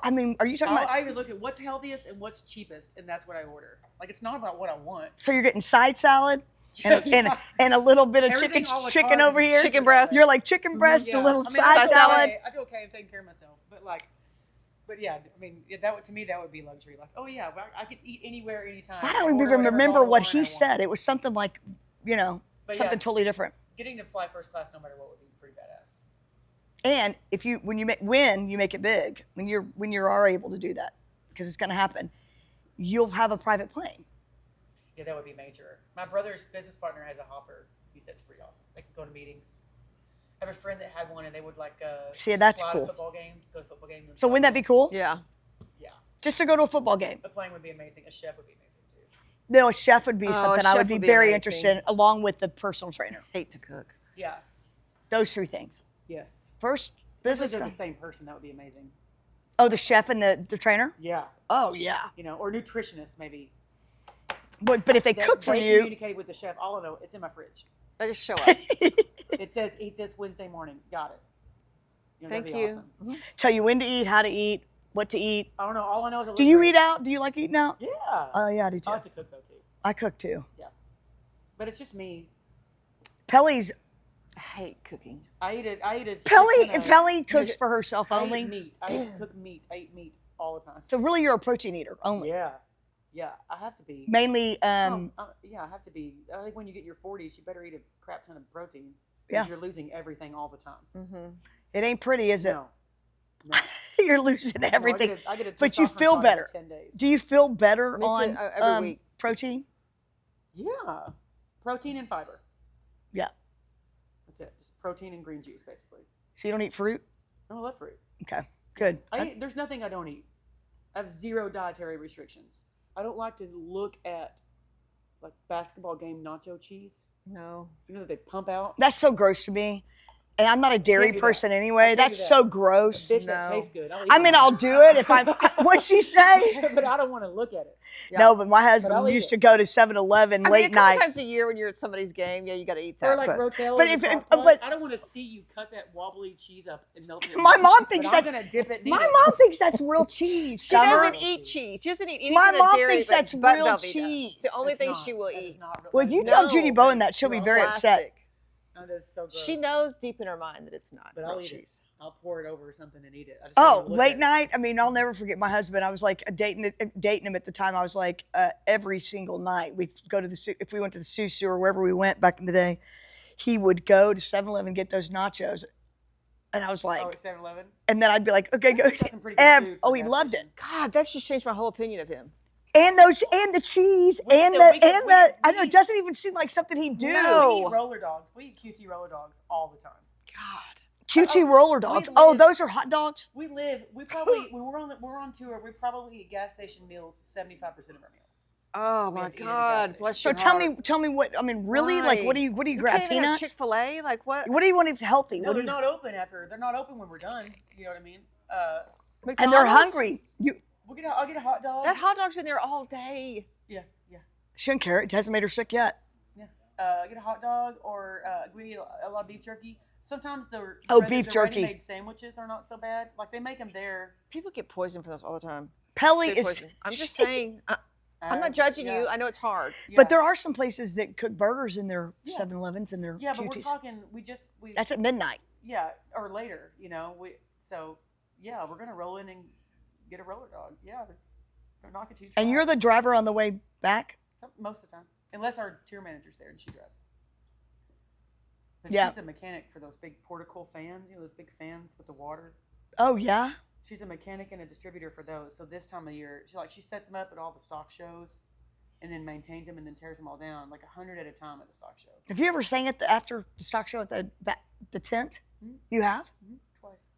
I don't know where I was. I don't always I'm go saying, to. I don't I'm always go. saying. So I don't always go to the That tents. happens to me all the time. I don't always go to the tents though, but I would think maybe that's why other people know who you are. Is at the rodeo you went to the back? Yeah.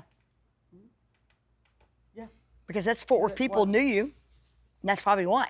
Yeah. Well, people go to the dance afterwards, whether they just go to. It packs it in. Yeah. Those tents pack it in. Yeah, it's crowded every time. It's a good paycheck. It is? Mm-hmm. Oh, the after? Okay, cool. Good to know. Maybe do it this year, or they booked that a year in advance. Well, it's not for me to decide. It's for them, and they spread it out. Like I did it 2 years in a row, so I probably won't do it for another couple of years. They spread it out. There's room for everybody. I don't want to do it. I don't need to do it every single time. That's true. I'm repetitive. I like to have my stand where I go. Well, I just choose where I place that. I have that energy too, but I have to choose where I place it because sometimes it won't. Sometimes it will actually hurt me because I was being a little too eager or too aggressive with the venue or with my agent. So I have to just. I got to work on that. Place where I put it. Right now I'm driving him crazy on communicating with that label on getting me the money from that label. That's what I'm pressing him hard on right now. Okay, I got You know you. what I mean? Yeah, you got to pick where Yeah. you are. It doesn't matter if I play the rodeo next year or not. Well, I want to see you at the Ryman.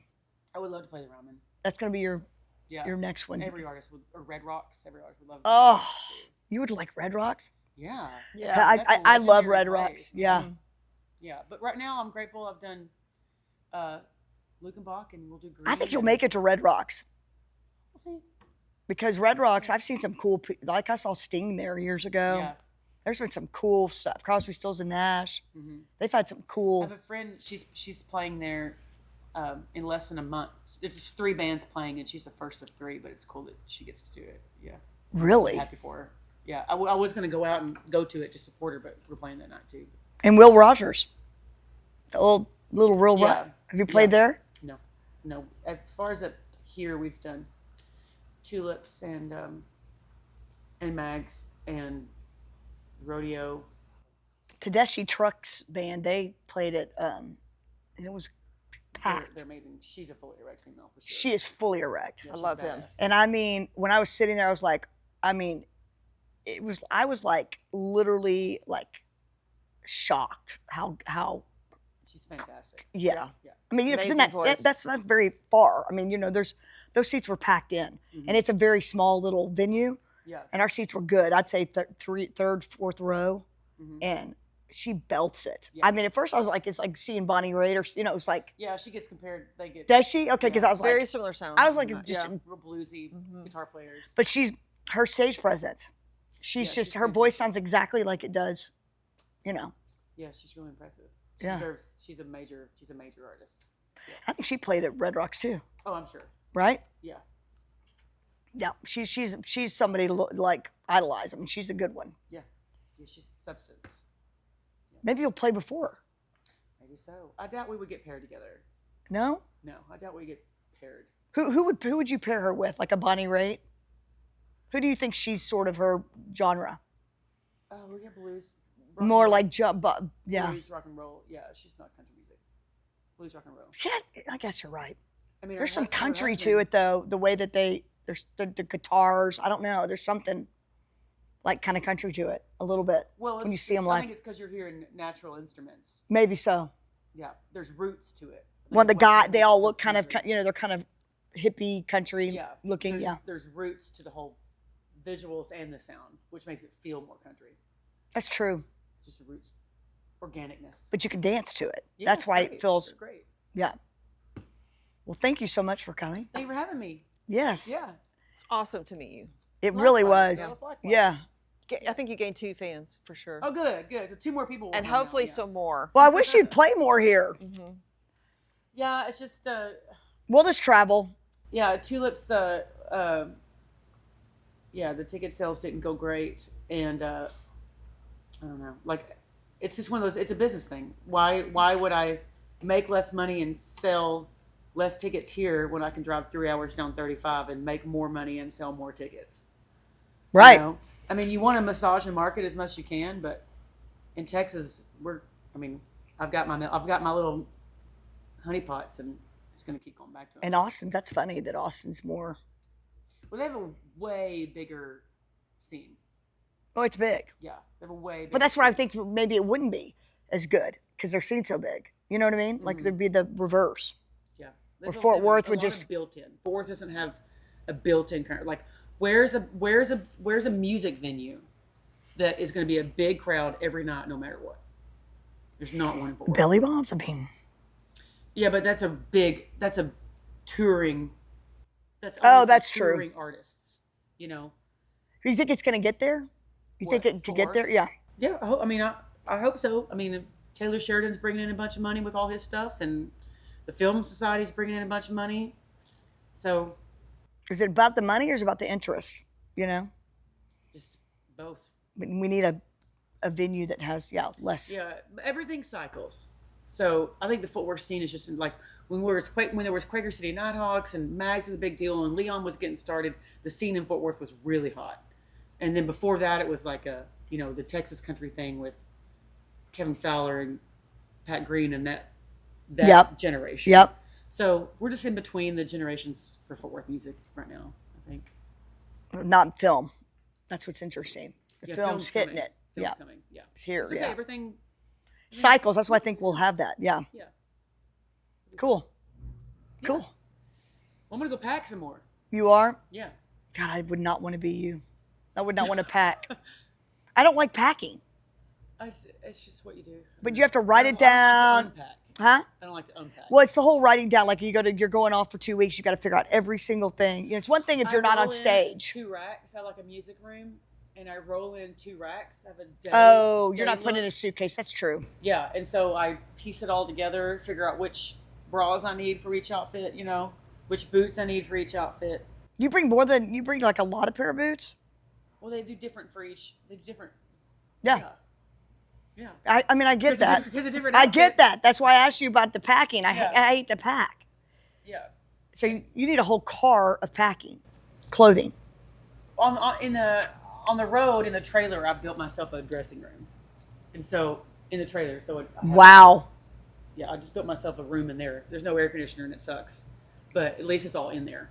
How big's this trailer? Oh, it's only But it fits everybody and all your stuff. just the trailer. It fits the gear and my show clothes. Oh.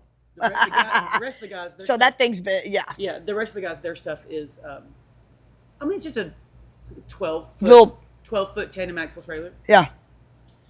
and the rest of the guys, their stuff's in their suitcase. They're fine. Guys don't care. I'll seam it out for them, but their stuff is just in their suitcase. They're fine. And yours on rolling racks. I have I have 2 rods, L shape That's awesome. in there. But someone It's probably my chose you. Yeah. show clothes, and I have a little cubby. So when I take my stuff off, I just throw it in the cubby. I don't have to organize it. I just like a little trunk. Yeah. I built into the wall. So if I'm changing there real quick, or after a show, if I want to put on my comfy stuff before I go talk to fans, then I'll put on my comfy stuff and just throw everything in that cubby. And then when we're done with the night, then I'll hang up my show clothes and put them back up. And That's yeah. Everything has to be able to be fast. you have it down. Yeah. So that's why I'm like, packing's no big deal. I'll just, But black, I just be like, okay, I'm wearing black. we do a lot of black. We do a lot of black. Because then I don't have to think about all the weird colors and. Well, this, y'all know this shirt, I have to use boob tape. Okay, so if we're playing outside. And you said different bras. I'm like, Well, yeah. This shirt has to have boob tape because it's backless. Okay, so I don't want to wear this on an outside show. So I won't wear this Thursday. I'll wear this Friday because we have an air conditioned show. Like I know. to think about. Yeah, So I do know beforehand what I'm wearing for each set. that would take a week for me. Yeah, it's a lot of work. That's a lot of hours Yeah, in the I guess I day. hadn't Am thought I? about it. I just do Well, it. no, that's why I'm intrigued. But that's a whole show in itself. I'm like, how does she do that? Yeah, but like I said, there's capsules. So I just pick from. I know. Like it's all. You know what a capsule is, right? Mm-hmm. So I just pick from like. What's my uniform. But I want somebody to pick Yeah. my capsule. Kelly, this is what course you're you wearing do. Monday. This is what you're You wearing would Tuesday. never This do is what you're that. Wednesday. You This would is what you're never. and then ever keep let my someone pick your wardrobe outfit. cream, black, brown, Yeah. and one other color, turquoise. Well, I'm in You see what I'm showbiz. saying? That's a capsule. No, let's say every day I had that. Wouldn't that Yeah. be cool? When I was a school teacher, especially towards the end, I had a Monday outfit, a Tuesday outfit, a Wednesday and Thursday, and Friday I wore a school t-shirt and jeans. And I just did that every You single wore, wait, week. the same outfit every I week? did not give a shit. I was so How ready many to quit. years? I only did that for like a year and a half. Okay. I mean, and when I got something new, I'd change it out. But I was like, I don't want to think about anything here anymore. I got to make this as simple as possible. So, Isn't that interesting that she did that Monday, Tuesday, I think Wednesday, a and lot then of stopped? teachers are like that. It's yeah, very just- regimented. Yeah. And none of the other teachers care what you have You on. got to look cute, but you got to be comfy. No, you wear sneakers and a cute sundress Yeah. that doesn't bend over, that doesn't show it. And you didn't have to wear pantyhose, did you, when you were teaching school? No. Mm. They make you at Catholic school. Oh, okay. I do it on stage. Well, I taught, and it was one of the biggest things is the pantyhose. It was horrible. That would suck. It sucked. So I wore pants every day. Yeah. I mean, who wants to wear a skirt with pantyhose? The best thing about pantyhose is how it feels when you roll them off, Oh, there's nothing better than that. right? Yeah, it's just like, when and you then just pulling it up sucks. throw 'em in the But trash when, and when, never it, wear 'em when they, again. I throw when 'em the, away. or the Throw other 'em thing is away. when you rip them. Yeah. And you've Just got to rip go 'em all off. day with those Yeah. damn things, and you just rip them off of you. That's best. That is great. I mean, I think they're beautiful. They're pretty to look at, but they're just. Really? I mean, I think they make people's Nice ones. legs I look think good. nice Yeah. ones- Nice ones look. Cheap ones look bad, but nice ones look pretty. Oh yeah, cheap ones. Yeah. And I like them with sandals. Oh, yeah. Yeah, I kind of do. I like to make fun of the people that wear them with sandals. So how often do y'all